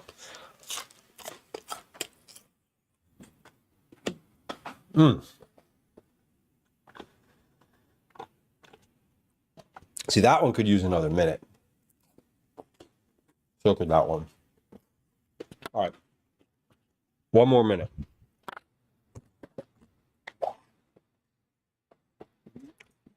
I'm going to toss a little bit more salt on top of these. I was reluctant, not reluctant. I did not season these with a ton of salt at the beginning. I kind of regret that I didn't put more salt in here. But we're going to give these literally one more minute in the oven. And I think that will be all they need.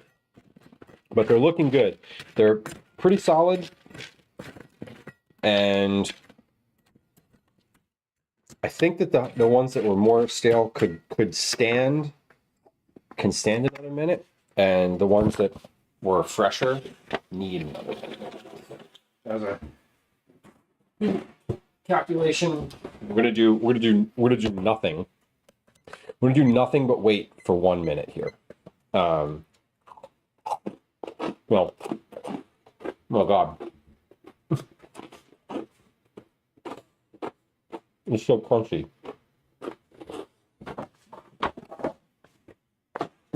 No, I'm gonna get a cooling rack out.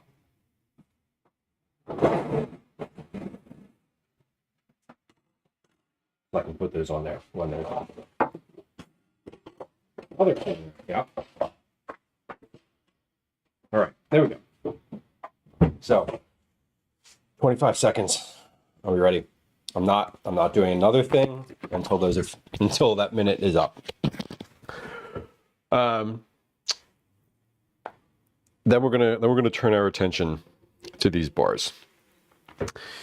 Completely turn our attention to these bars. 3, 2, 1, 0. Okay, that's enough. Finished. Croutons are finished. Toasts are finished. For these flax bars, oven is at 350. Let me turn that back down. 350.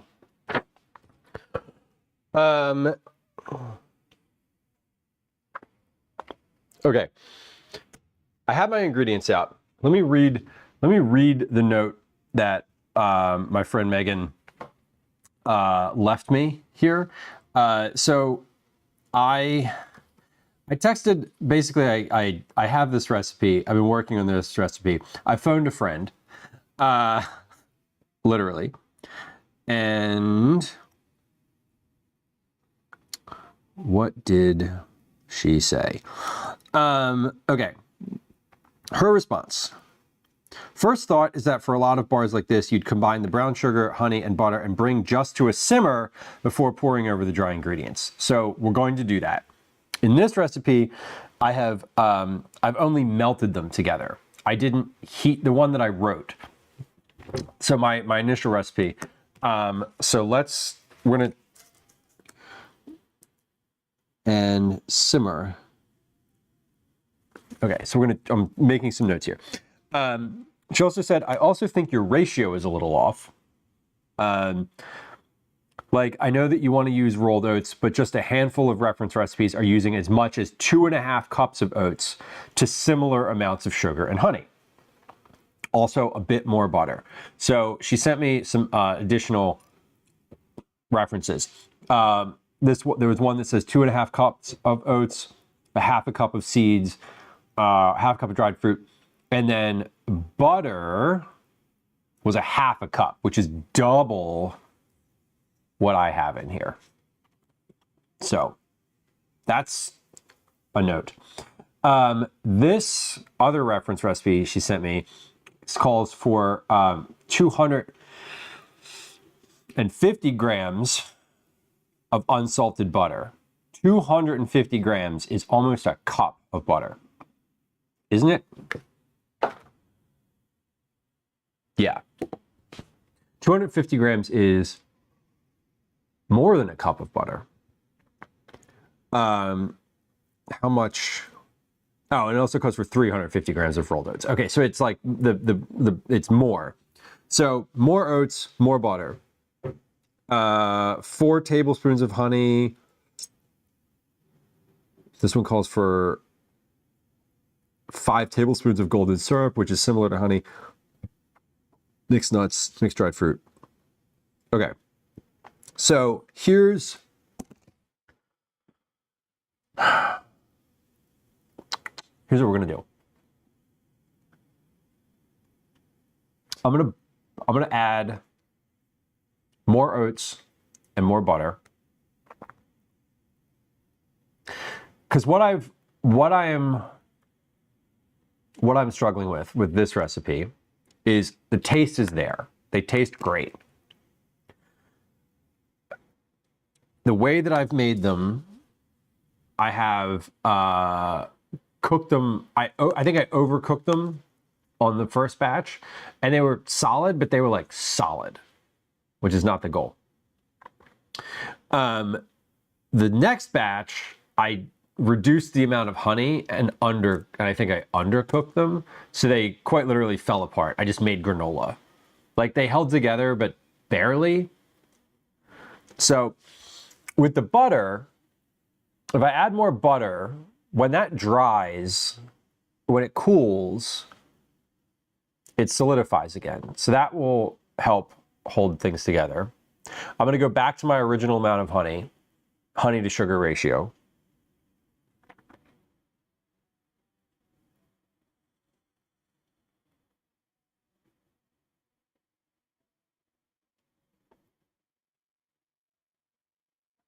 And I'm going to use more oats. Okay. Flaky. Didn't hold.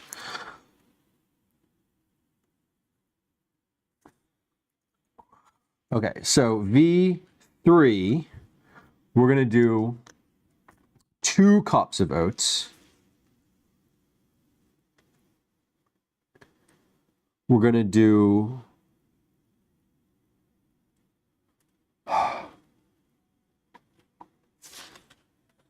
let's do 6 tablespoons of honey.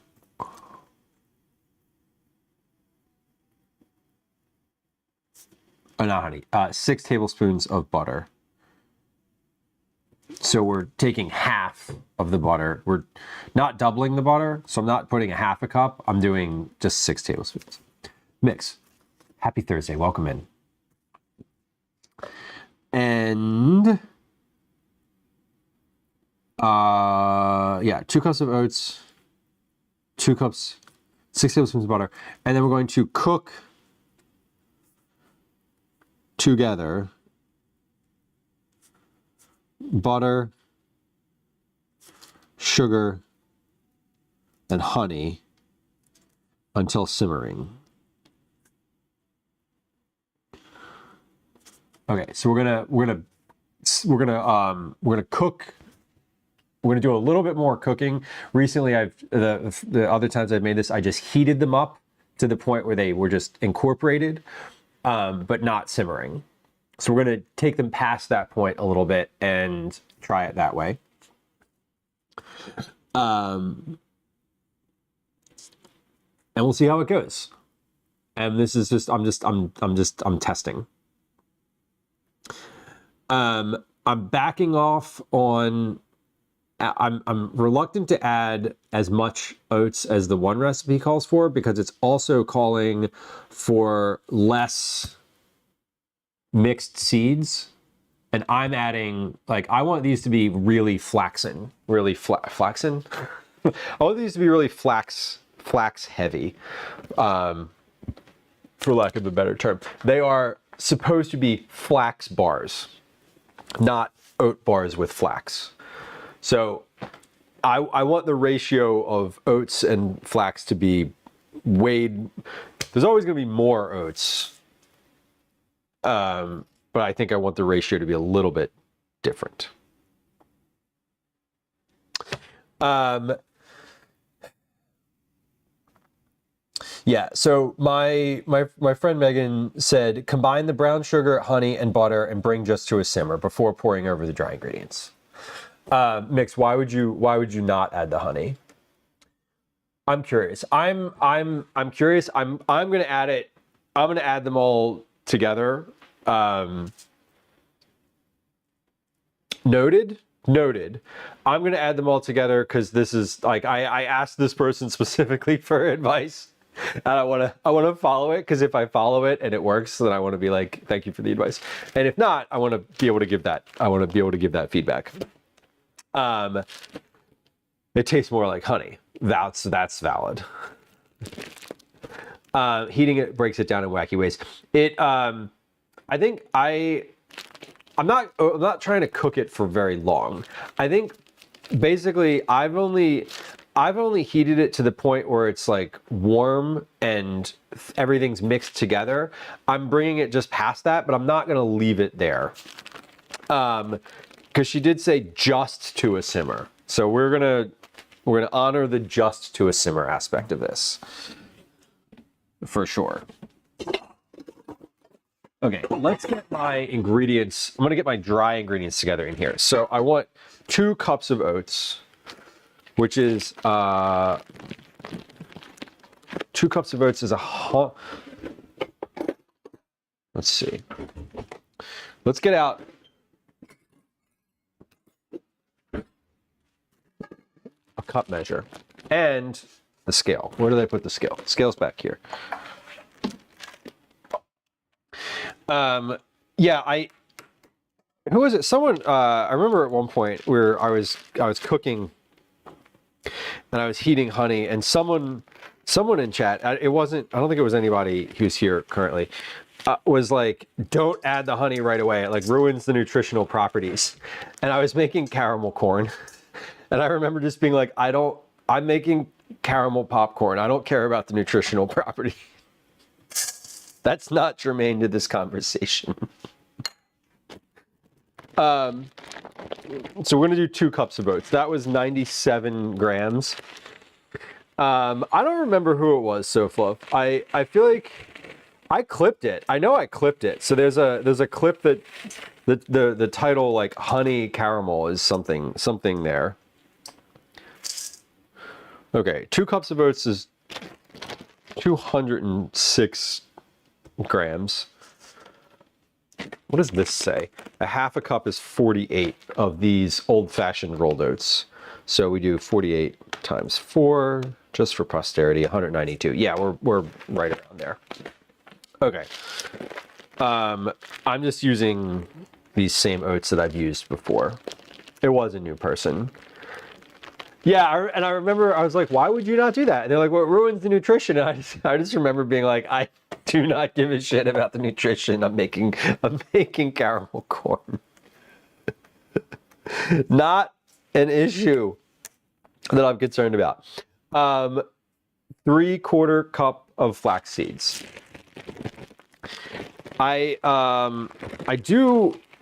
Honey is interesting. I know there's a lot of folks that use honey much more frequently than I do in just as a sugar substitute for things.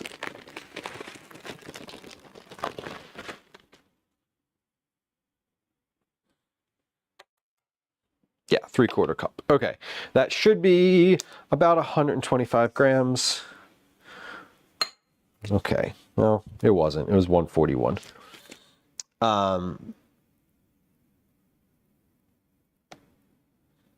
Well, let's note that, because the last time I did this, I did 125 grams of flax seeds. So it was probably also, I was probably measuring it with 1/4 cups instead of using the 3/4 cup line on here. So slight difference.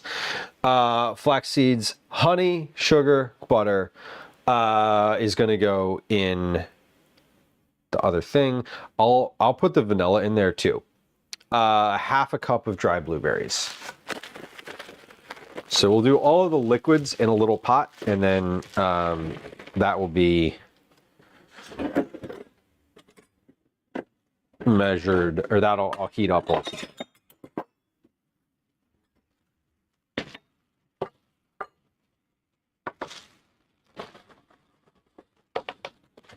Half a cup of dried blueberries. 68 grams. It was 65 last time, so no need for notes there. We're within 1 berry of the previous weight, so not concerned. Okay, let's move these. I'll move these back to the cabinet so that I'm not looking at them. And I also part of my what I'm trying to do here. So again, I know I've said this on stream. I've talked about this recipe a couple times. But the reason I'm trying to replicate a dessert. I don't even know what you would call these bars. I'm trying to replicate a snack bar, a treat that I used to get at a coffee shop I went to regularly in Rhode Island 15 plus years ago. And and I did not find any recipes online that were that had the same ingredients, basically the same like that I remember. So I initially with this had taken a few reference recipes and skewed them for like granola bars and some snack bar stuff, and wrote an initial pass at this. I tested them back in the springtime, like just once, and they turned out okay. They weren't great. And then I didn't lose interest, but I lost the plot. So I stopped. I didn't test them again. And recently I've come back to them. Part of what I'm really trying to go for here is I want to make these as a Christmas present. My mom really liked these, and she really liked them, and she can eat them. And I was like, oh, those would make a good Christmas present. And I kind of came back around to it. And now I'm like, okay, if I can just get this done, if I can just get this recipe done, I can give her some of these bars and also give her the recipe for them. That's the goal. The goal is to be able to be like, here's how you make those things that you really liked. I like backfilled the information. A dozen peppermint brownies. I would love that. You can give me, food is the best gift. I'm thrilled with food as a gift. Okay, so into a pot we're going to put a few ingredients. We're going to put half a cup of dark brown sugar.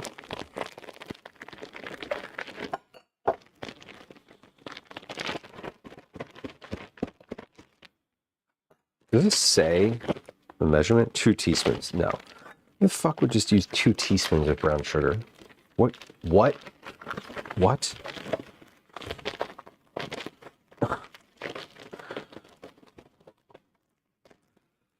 Okay. No, I am going to weigh this because I did not write down a weight last time. So half a cup of dark brown sugar, 101 grams. Well, might as well just call it 100.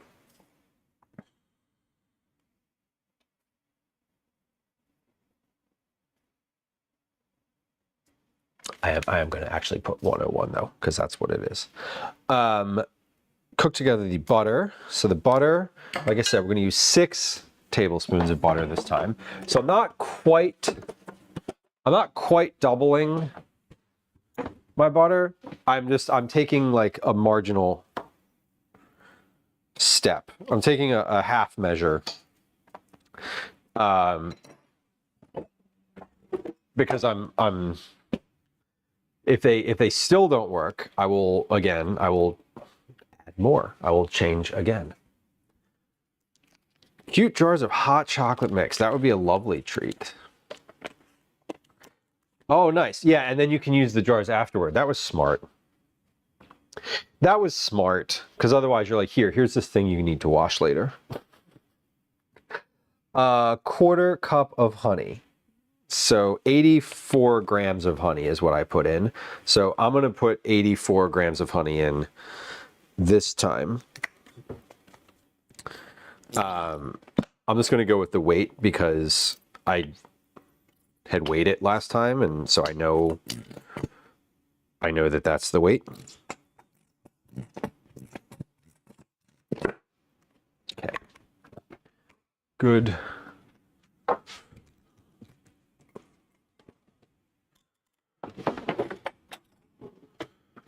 Now, this is always tricky. So we're going to do,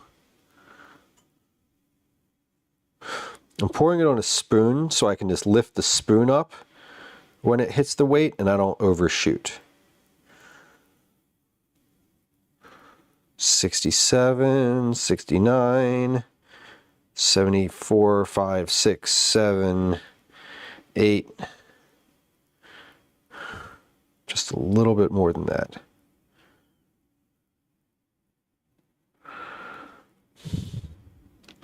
$80, $81, $82, $83, $84 grams. Okay, and then the rest we just let drip into the honey. Just let that sit on the counter like that. Okay, 84 grams. Hands are very sticky now.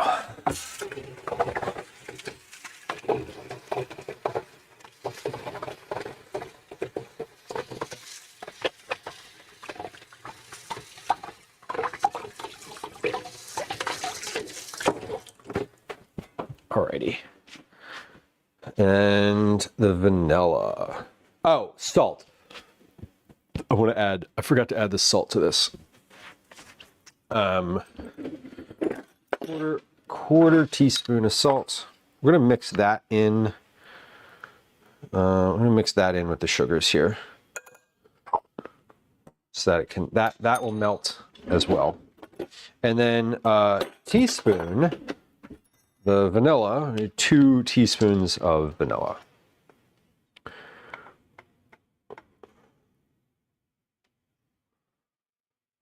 One, 2. Okay. So we have our wet ingredients. We have our dry ingredients. We have our prepared pan. We are about ready to go.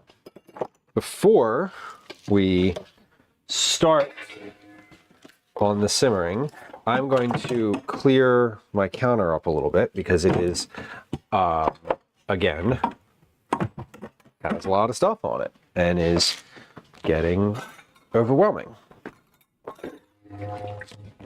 Brown sugar I can put away.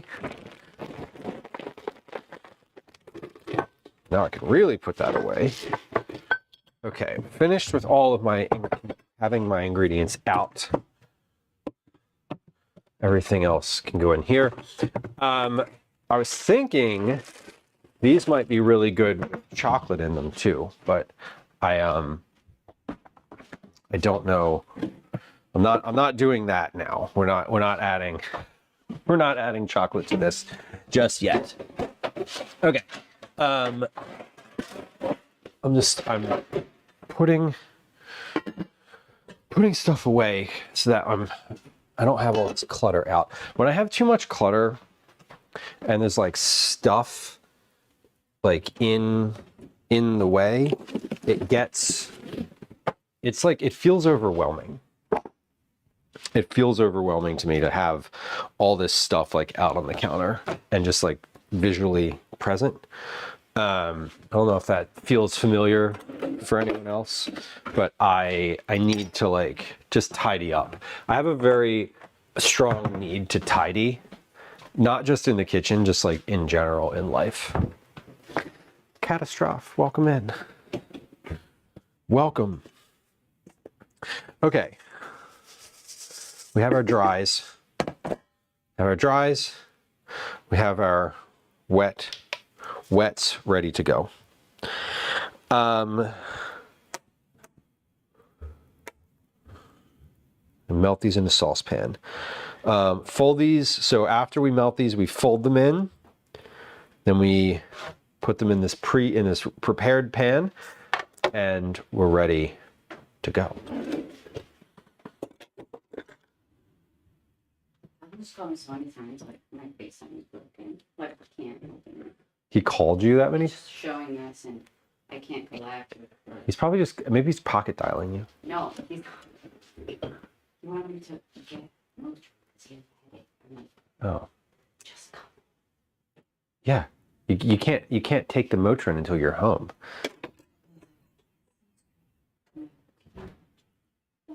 Well, he's here. Yeah, he's here. Okay. Poor kid. Calvin has a headache. Come up here, Cal.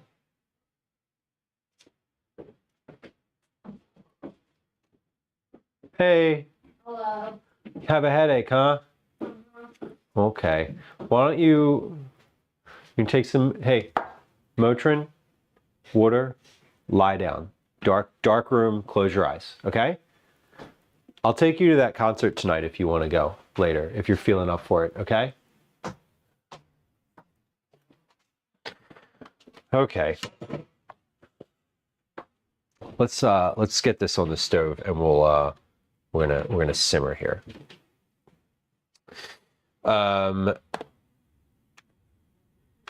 Okay. It reminded me of the Midol. Oh my god. That was not great. It was taken and it was intentional. It was taken well, but okay. We're gonna mix this. So we have sugar and honey and butter, vanilla, and salt. That is what's in here. Oh, I want to note that I put the salts in here. And I also want to note that this is salted butter. Okay, that's important. That clip. Oh god.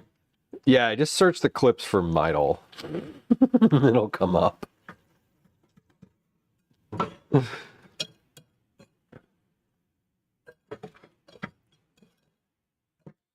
I wonder why he has a headache. There's a reason behind that. Something is amiss. All right.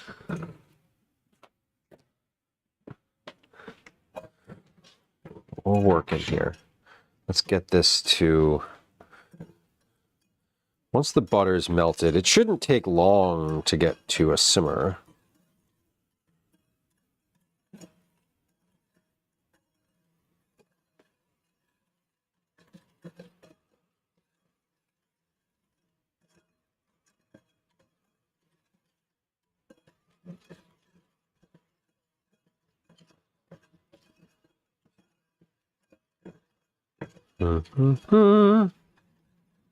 Midol is awesome for headaches.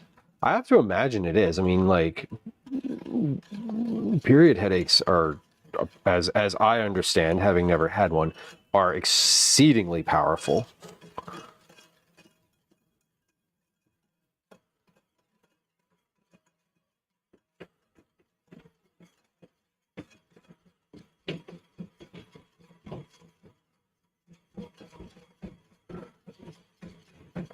What happens if a man takes Midol? He gains empathy.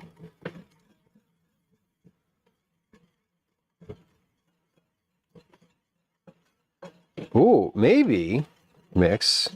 Yeah, the weather is definitely a huge factor. Sometimes I'm guessing that this, like, it same here today. It went from -2 to 10. So it might be something like that. This is the point where I stopped before. So this is exactly where I had left it previously. So we're gonna take this a little past this point.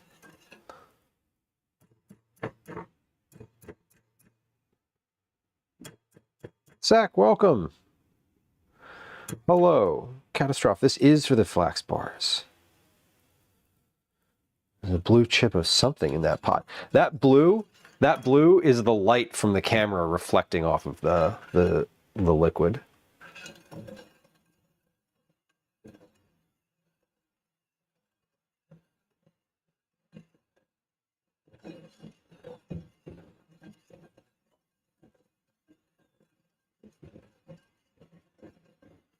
There we go.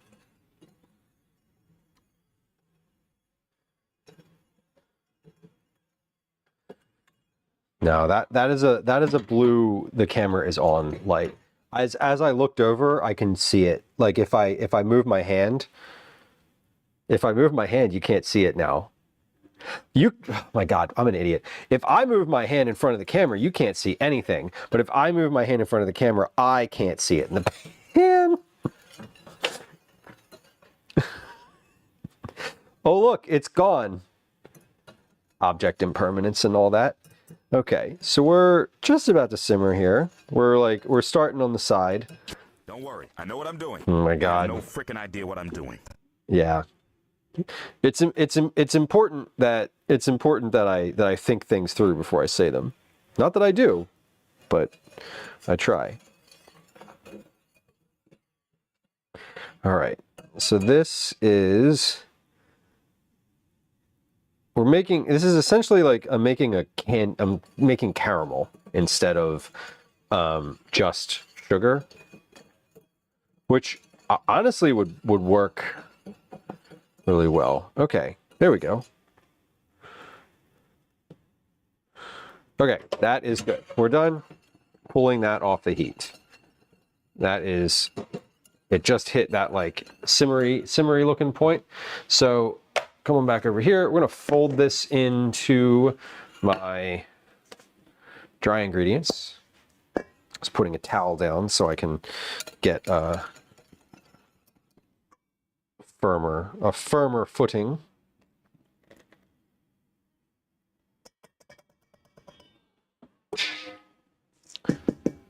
All right, and scrape.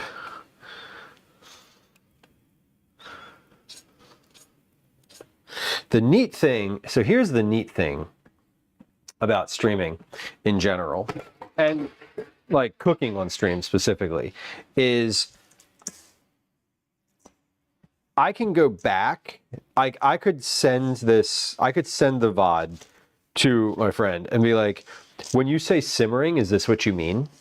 Here's a visual of it, which I love. Often when I'm doing like recipe stuff, I watch back like the full version of me making something to make sure I have the best understanding of like the timing. All right, this is smelling great. Would like a poppy also help? Would a poppy help? You should drink Or would water be better? water. You should drink that and then a poppy. If you want something that's nice and flavored or that has flavor, drink Man, I didn't know they liked it. drink water and then have whatever you want. How about this? Hey, I want you to lie down. I don't want you to look at your iPad or anything with your eyes for a while. Right? Did you just take some Motrin? Here, put this on your head. Where do you have a headache? Like, where is it located physically on your head? I don't know, inside. Inside. Yeah, here It's here, or here? here. Okay. I know. I'm giving him an ice pack and a drink. Chill. Okay. I just told him to lie down in the dark room with his eyes closed. Okay, we have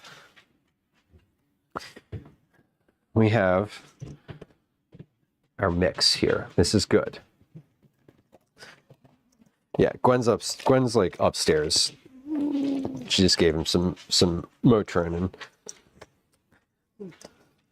and he has a headache. I just want to make sure he doesn't get onto his iPad and start playing games. I want to make sure he closes his eyes for a few minutes and lets the Motrin take effect. That's my dad advice. Get off the screen. Stay off the screen. Phoenix, it would be weird if the headache was on the outside. And y'all couldn't see that interaction, but I was talking about, like, is it on your temples? Is it behind your eyes? That kind of thing. All right, so we're just pressing this into the pan now. And this cooks for about 15 minutes. Last time I cooked this, I would say I undercooked it. The first time I did it, I cooked it for like 20 some minutes, which was too much. Let him on the iPad to watch me. No, he does sometimes. It's kind of funny. He'll be like, I was watching your stream. And I'm like, okay, you could have just come downstairs and sat here and interacted. But do you do you, whatever you feeling like. Okay, here they are. Just looking very much like this looks like what I want them to look like. We'll see how they are in the oven. Bake, it says. Short for chewy, long for crunchy. I wrote 15 minutes. So let's put these in here. I put them in for 14 minutes last time. We're going to put them in for, I wrote 15 before. I'm going to put them in for 16 minutes. That's my sort of middle ground. So we're going to pop these in. I'm not going to open the oven or touch them for 16 minutes. Go. Timer's running. Okay. We're good. We're good. That is, it's going to be a challenge not to touch them. I can look at them, but only through the oven door.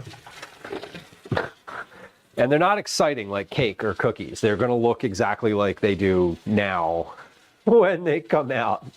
A little bit browner, more golden, hopefully. I mean, they'll definitely be more golden when they come out, but we'll see how they are. Gonna need that again. Okay, so bake 16 at 350.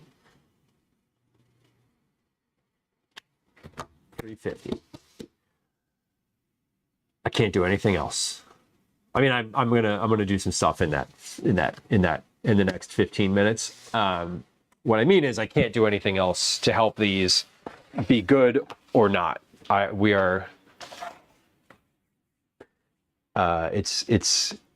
in the hands of fate now. I've done all I can do. Speaking of hands, I'm gonna wash mine. And then we're gonna package these croutons because they're cool enough now. And then I'll package up these toasts. Get these toasts done. And by that time, these bars should be finished. They're gonna need to cool for a little bit when we're done, when they're done. Because when they come out of the oven, they're hot and like they're always a little looser. They're bars. They need to like come down to room temperature. I'm gonna probably not have the patience to do that. I'm just admitting that now. I don't think I'm gonna have the patience to wait till they come down to room temperature. I might. We'll see. Okay, let's package those croutons. Yeah, these. Whoa, these are good. These are good to go. Mike, thank you for the sub. I appreciate you. Thank you for your support. A tier 1 resub. That is just a regular sub. We love, and when I say regular, I don't mean to diminish the sub. What I mean to say is when someone goes down on the profile or on Twitch, on the phone or on the page and hits the subscribe button, that is always very special.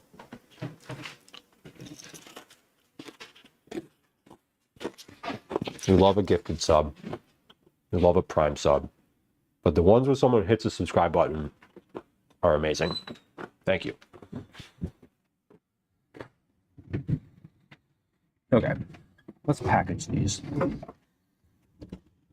Big container. There we go.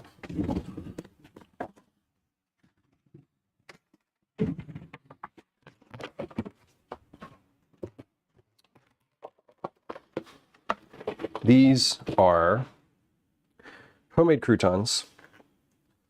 I actually cooked these to the level that I want them to be this time, insofar as they're like golden. They're a little bit browned on the outside, but they're not burnt.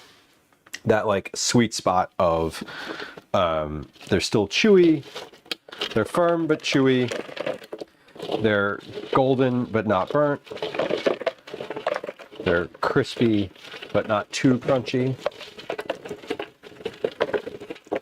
And they will be great, like a big handful of these in a bowl of thick soup.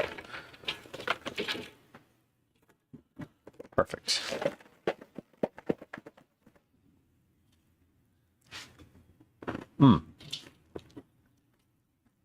Those little greasy bits from the tray are delicious.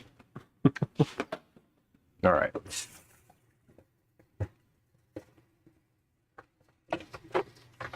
Now my hands are greasy too. This is why people wear gloves. This is why people wear gloves in the kitchen. The only one at work who can make croutons. There's a moment there. It's definitely a thing you have to like work at and sort of visually, because once they look like they're a little bit burnt, then they're done. Then they're too burnt. How long are you streaming for? Be finished here probably in 30 minutes. 30 minutes. I was planning on ending no later than 5. So we can do the thing. What's your thought? My thought was if you're taking the car to the thing, then why don't you guys get the car and then leave from there to go to the thing? Okay. But I mean, that makes a lot of sense. We could do that. if they said we'll pick you up at 4:45 to 5, then Yeah. that's why I was asking you about streaming. So Yeah. If they come at 5, we can do that. they're gonna let me know anyway. Okay. At the Okay. That's fine. I mean, I'm not saying you have to do that. It's just like I know. It would make a lot of sense. Yeah, it would make sense if we both went over there and then left from there. Hopefully, if he feels better to do that at that point, then we could definitely do that. I will try to track for that. I have something in the oven that has 10 more minutes, and then that needs to come out and cool for a few minutes. And so 14, 24, 34, 44. Yeah, I mean, 4:45 would be a stretch, but 5 would be ideal if that's like a thing.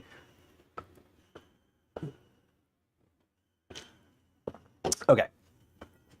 Logistics. We have a car that is is getting some work today that needs to get picked up. We need to use that car roughly around between 5 and 5:15 to go somewhere. So trying to figure out how that all is going to work. Fun stuff, right? But let's package these right now while we're working and waiting for these bars to come along. So these, what I have on the counter here on the left.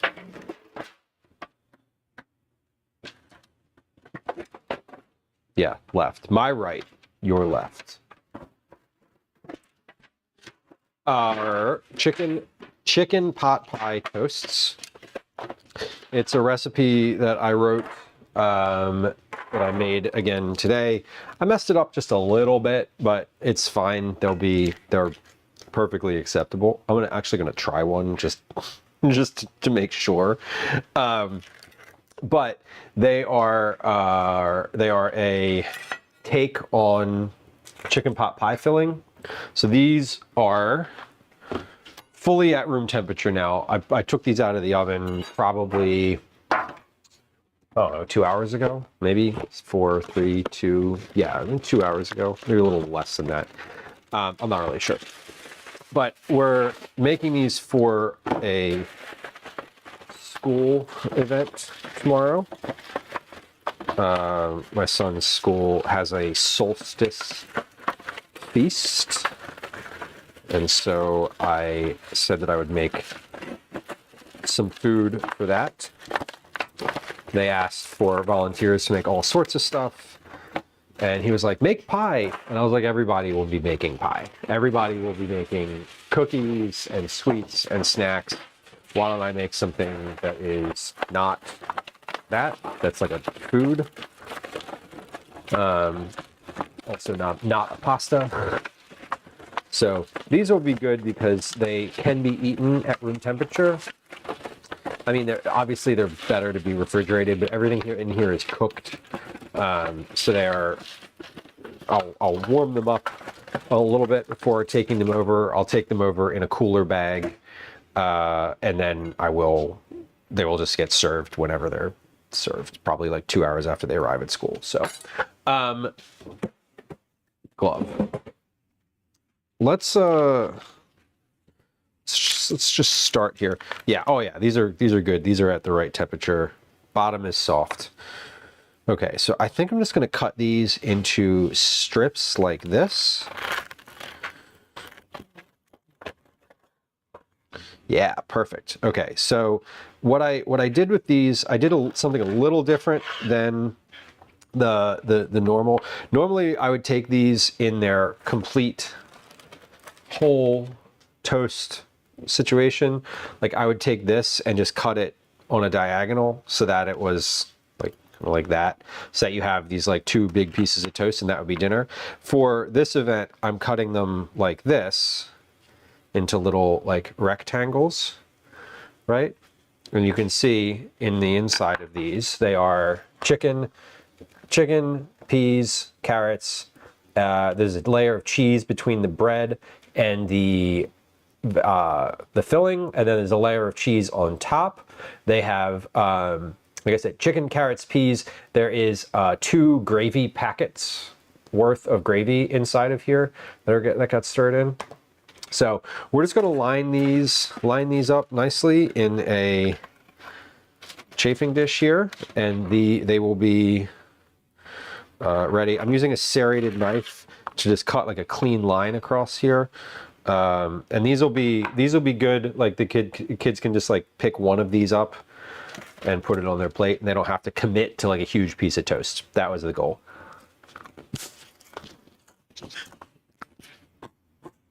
Jamie, welcome. Hello.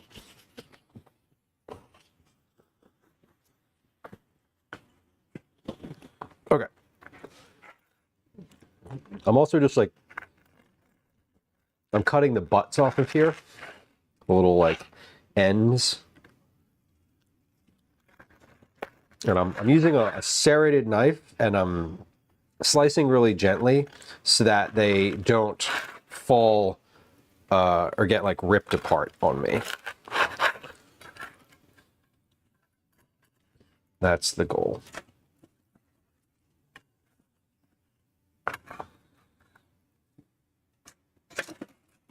I'm not gonna lie, y'all. I'm kind of impressed with the way that these turned out and are holding together. It was a concern as to whether they would hold together at all, because sometimes I've made these and they have not been so sound in their consistency. But that's okay. I didn't rush these either. I let them cool all the way down to room temperature and sort of re-solidify. That was the goal. Was that if you cut them right away, the cheese is very melty and it's good. You know, they're meant to be eaten hot and like sort of immediately after cooking. But for my purpose, I don't want these to be, I don't want them to fall apart. They're very fall aparty if you eat them immediately, but like it's fine if you're eating them at home and you're eating them with a fork or whatever. These are a little bit different situation than that. Jamie, I hope the rest of your workday is good. The pantry dinner. I'm actually not doing a pantry dinner today. I had planned on doing a pantry dinner. However, I had not planned on taking Calvin to an event this evening, which I am now doing. So we're not doing pantry dinner today. Pantry dinner was going to be tortillas and some chicken, some like leftover fridge stuff, like basically like a tostada. I had planned on it, but I also am going to take Calvin to an event, an orchestra show tonight. So that's going to be what we're doing instead of dinner, because I'm not making dinner. We're not eating dinner at home, so I don't need to make anything. So unfortunately, the broccoli will remain in the refrigerator until tomorrow, and I know that he's going to be very disappointed. He's not going to be disappointed. Literally no one's going to be disappointed. Okay, now the question is, do I put 2 layers in this pan? Do I put a piece of parchment paper over top of this and put a second layer? I don't think so. I think I do 2 pans because I made 2 pans. But here's basically a pan of these toasts, which, y'all, I'm proud of these. Like,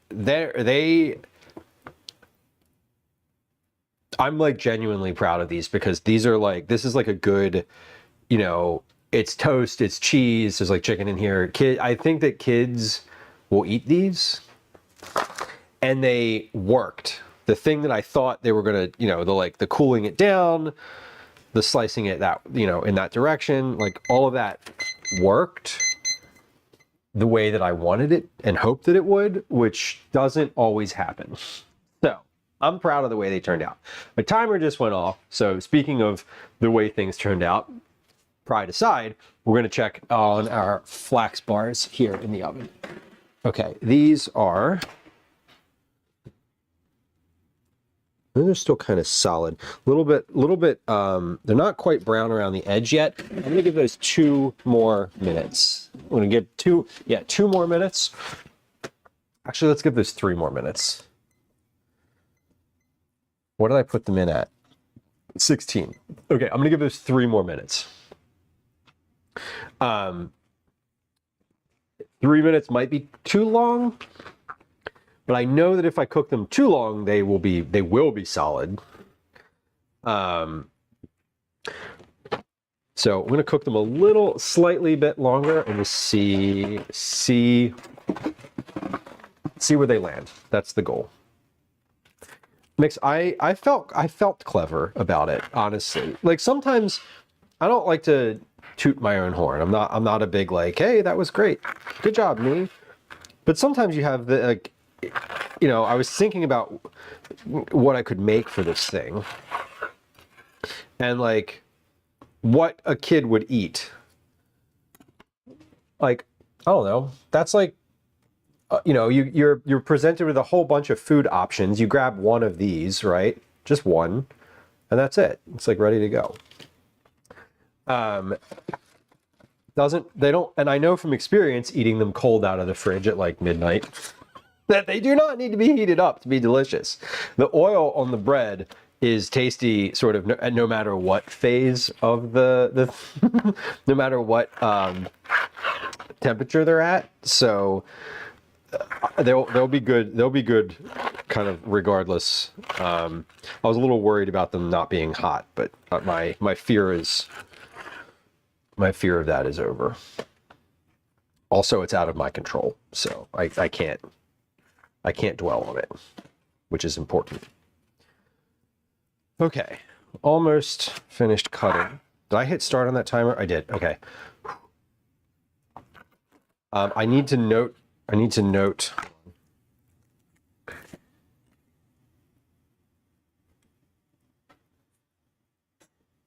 Okay. Need to note that I added that time on there.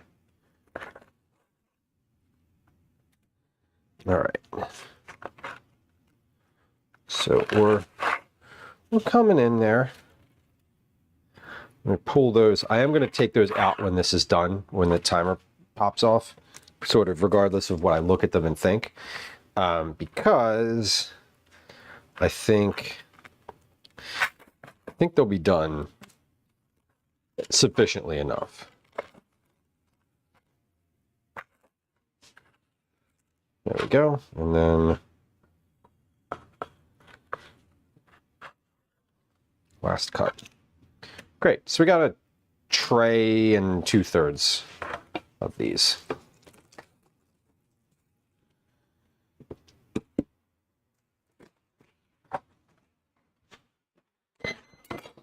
Okay, timer is popping. Let's grab those out of the oven. They're done. Whether or not they're finished, they're done in the oven. Yeah, okay. So here's what the color of these looks like now. They're a little bit browner. You can see brown around the edge here. How they're a little browned around where they're touching the pan or where the edges are. So I'm gonna let those cool off over on the counter here for just a few minutes. They look good, Mix. Like they looked good the last time, but like when I tried to pull them out of the pan, they were basically granola. So we'll see what happens this time. I think the caramelizing the sugars together, hopefully that helps a little bit. I don't think I needed to add anything else to that, like baking soda or anything. I think they were just kind of fine as it was.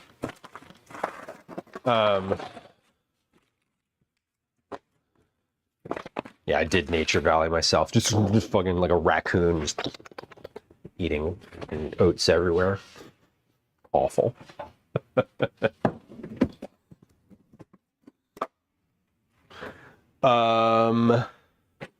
Okay, oven is off. Oven light. Importantly, oven light is also off. All right, let's cover these. Get these like ready to go. Do I need...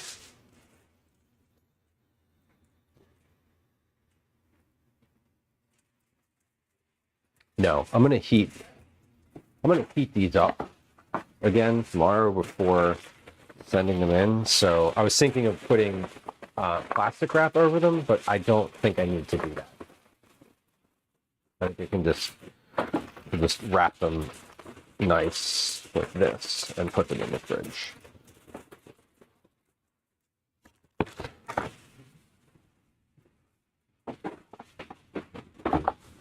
All right. And I can actually report back on whether or not the kids ate or liked these at all, because I'm going to help set up and serve and clean up tomorrow. So it should be I'll be very curious to look and see, like, are they eating them? Are they eating them? Did they like them? Please tell me you like them. If they don't, they don't. I don't really. Not that I don't care, but if they don't like them, I'll be like, oh, you guys don't know what's good.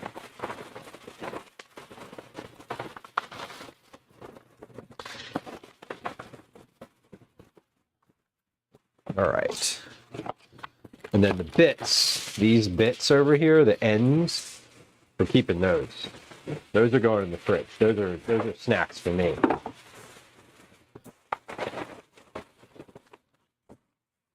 Those I get to enjoy. Those are they're like the burnt ends in the barbecue world. That's what these are. 6, 7 bars. Caretaker, no, I couldn't. I totally couldn't. I totally could. It is, God, it's so incredible. The kids are just like, it's incredible how, like, culturally pervasive things are so quickly. Yogurt icing, yeah. Love a yogurt icing. I know what you mean too. That like that like sort of harder yogurt icing. It's good. It is good. That's still too hot to touch. Okay, these are firmer to the touch than they were before. When I say before, I mean the last time I made them, not like when I first pulled them out of the oven. Not that. Okay, so let's find space in the refrigerator for these. These need to sit flat, and I don't think I can stack them. So I need two spots. Okay, one. This one's heavier. This one's heavier. No, actually, I could stack these. There's just no weight to these at all. Ooh, Jamie, Philadelphia cream cheese frosting. That sounds dangerous to have on hand. Like a jar of that, and then you just like dip into it. Don't actually use it for frosting.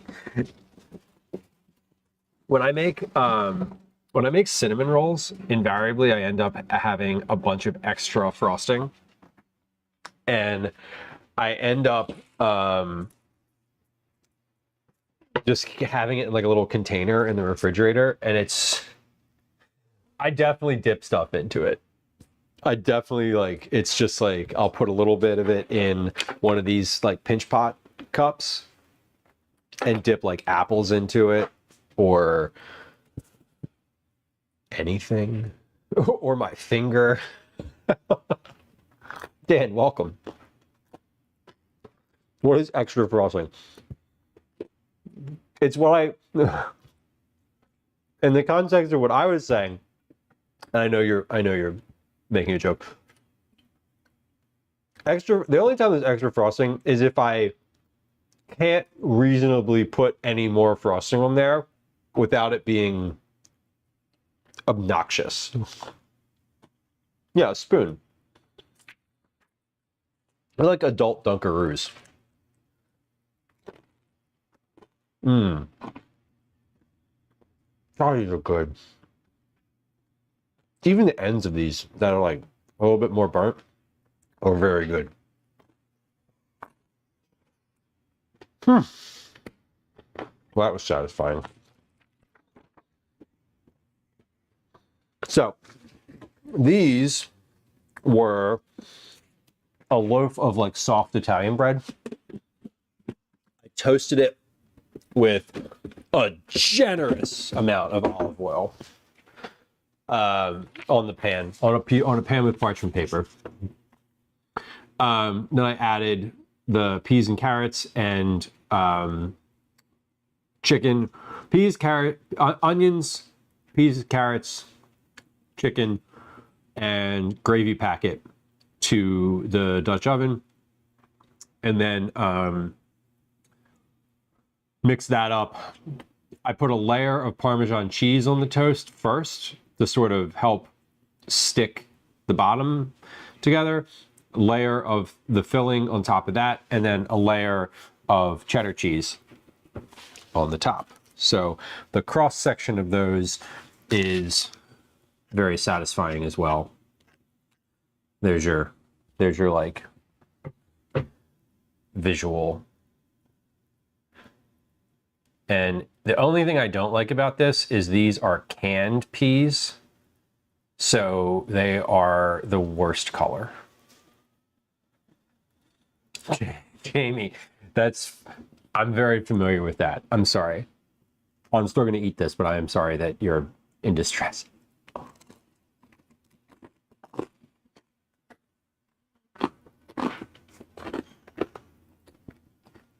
Yeah, it makes I think any bread that you can toast thickly would be great.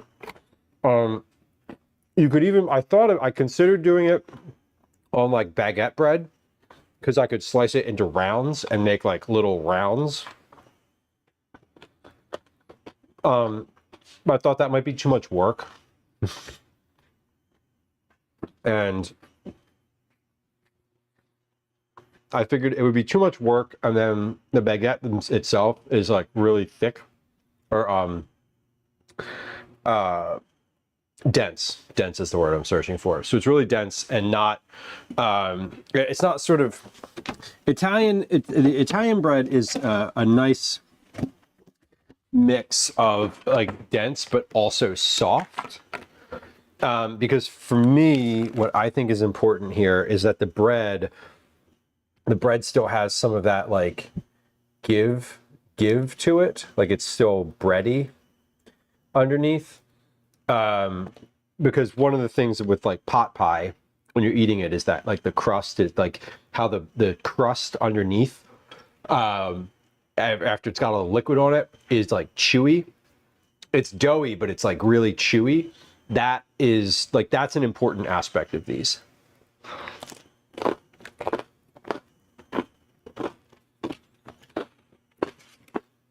Tatsu, welcome. Howdy.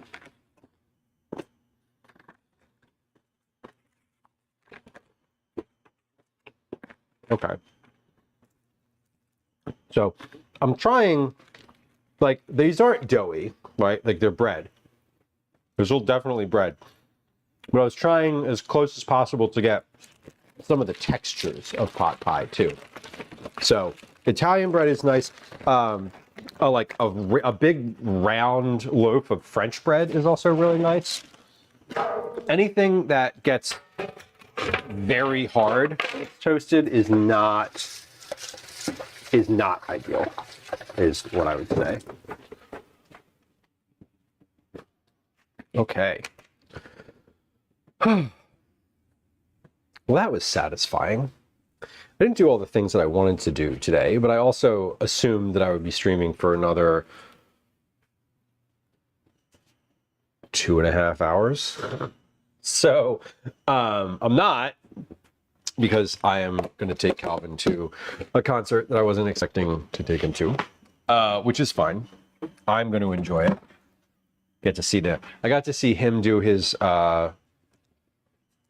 concert on Thursday of last, and the high schoolers are doing their concert tonight, and I think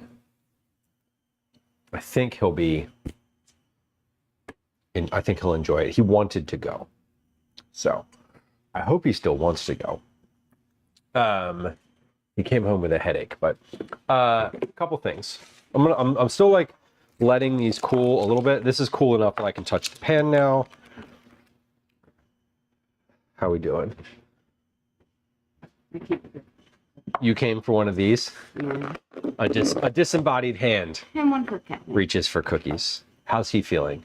I'm gonna go check on it. Okay. A little better? Okay. Good. A little better is good. Okay. These are... I'm going to try to... Here's what I'm going to do. I'm going to cut one out of here and maybe try to see what it's like. I do think these need to cool quite a bit more. Oh, yeah, that's still like too hot to touch on the bottom. So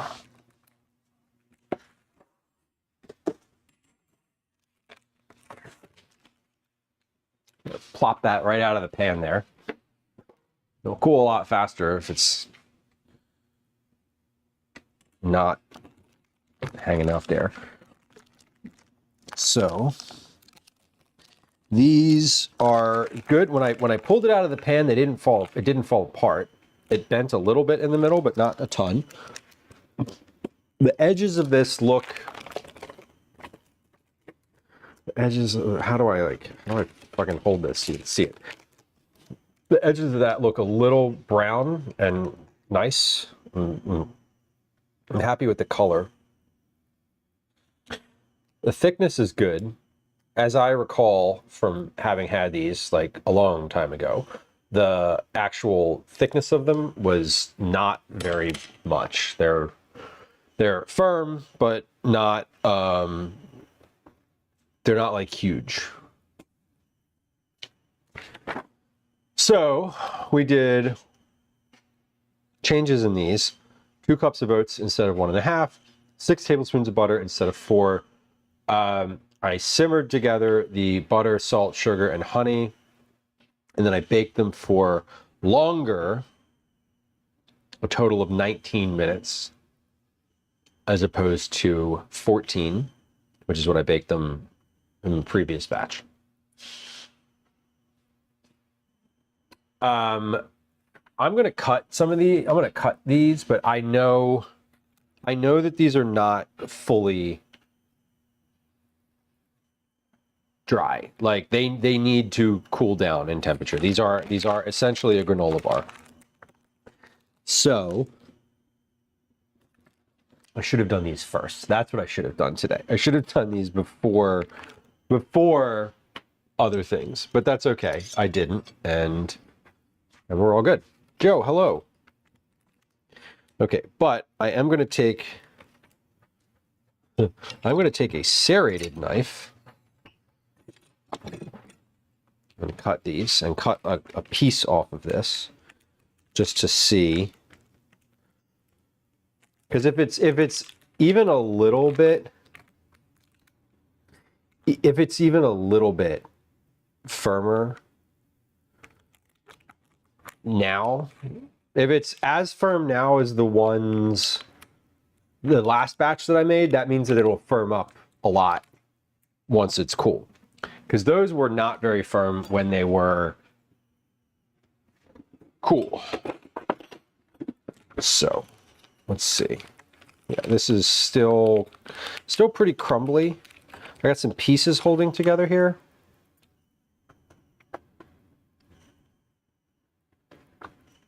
Again, the taste is there. Tatsu, not long. Not long at all. All right. These really do just need to cool down completely. Like I can't, just crumbled apart.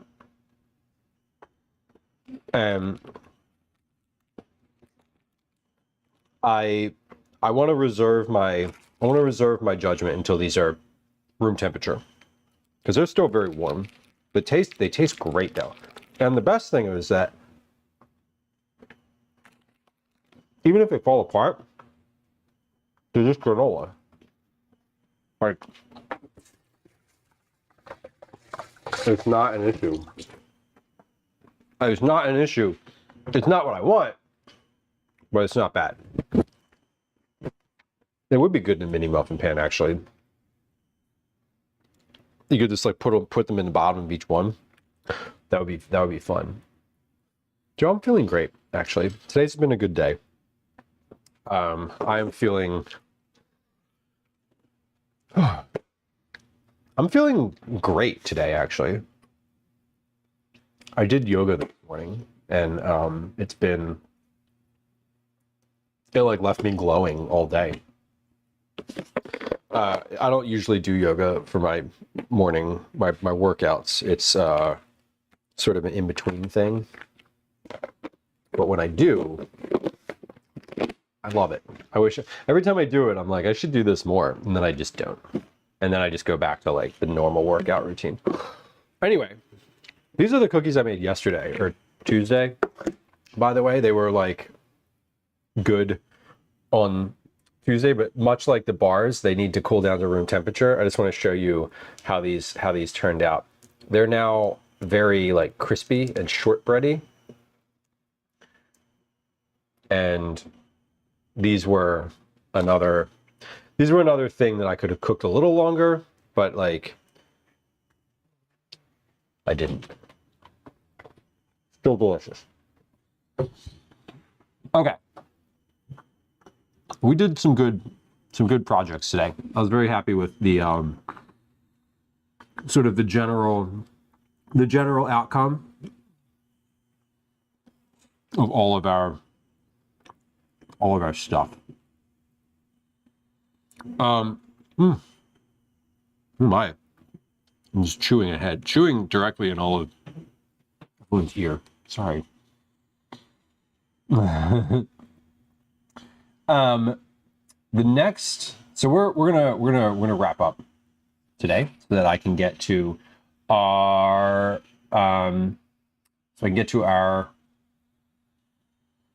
our event tonight, which I do think Calvin is going to.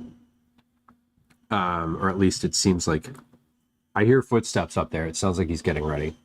So I don't know. I hope so. And if not, it's okay. Anyway, let's see. Where should we go today? I have a couple ideas. We're going to stick with food and drink today. There's a lot of people. It's always interesting because the holidays are, especially Christmas, there are so many people streaming in the food and drink category, and they're all making cookies. It's like way more people than are usually in the category. But it's everybody's just like making cookies because that's the vibe of the season. Anyway, let's see. Who is here? Is there anybody we have not rated before? I'm looking to see if there's anybody who's like new to me who I've been lurking on.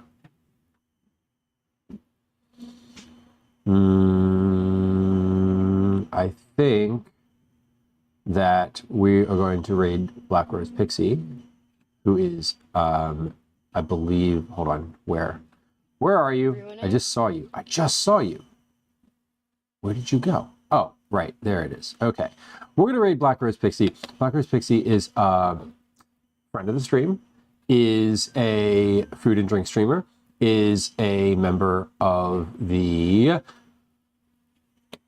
Food and Drink Creator Club, and is currently making cookies. As is everybody in the food and drink category, which is great. And I love that. I love that people are making cookies. It's really lovely. Honestly, it's lovely to see so many people actually streaming into the category.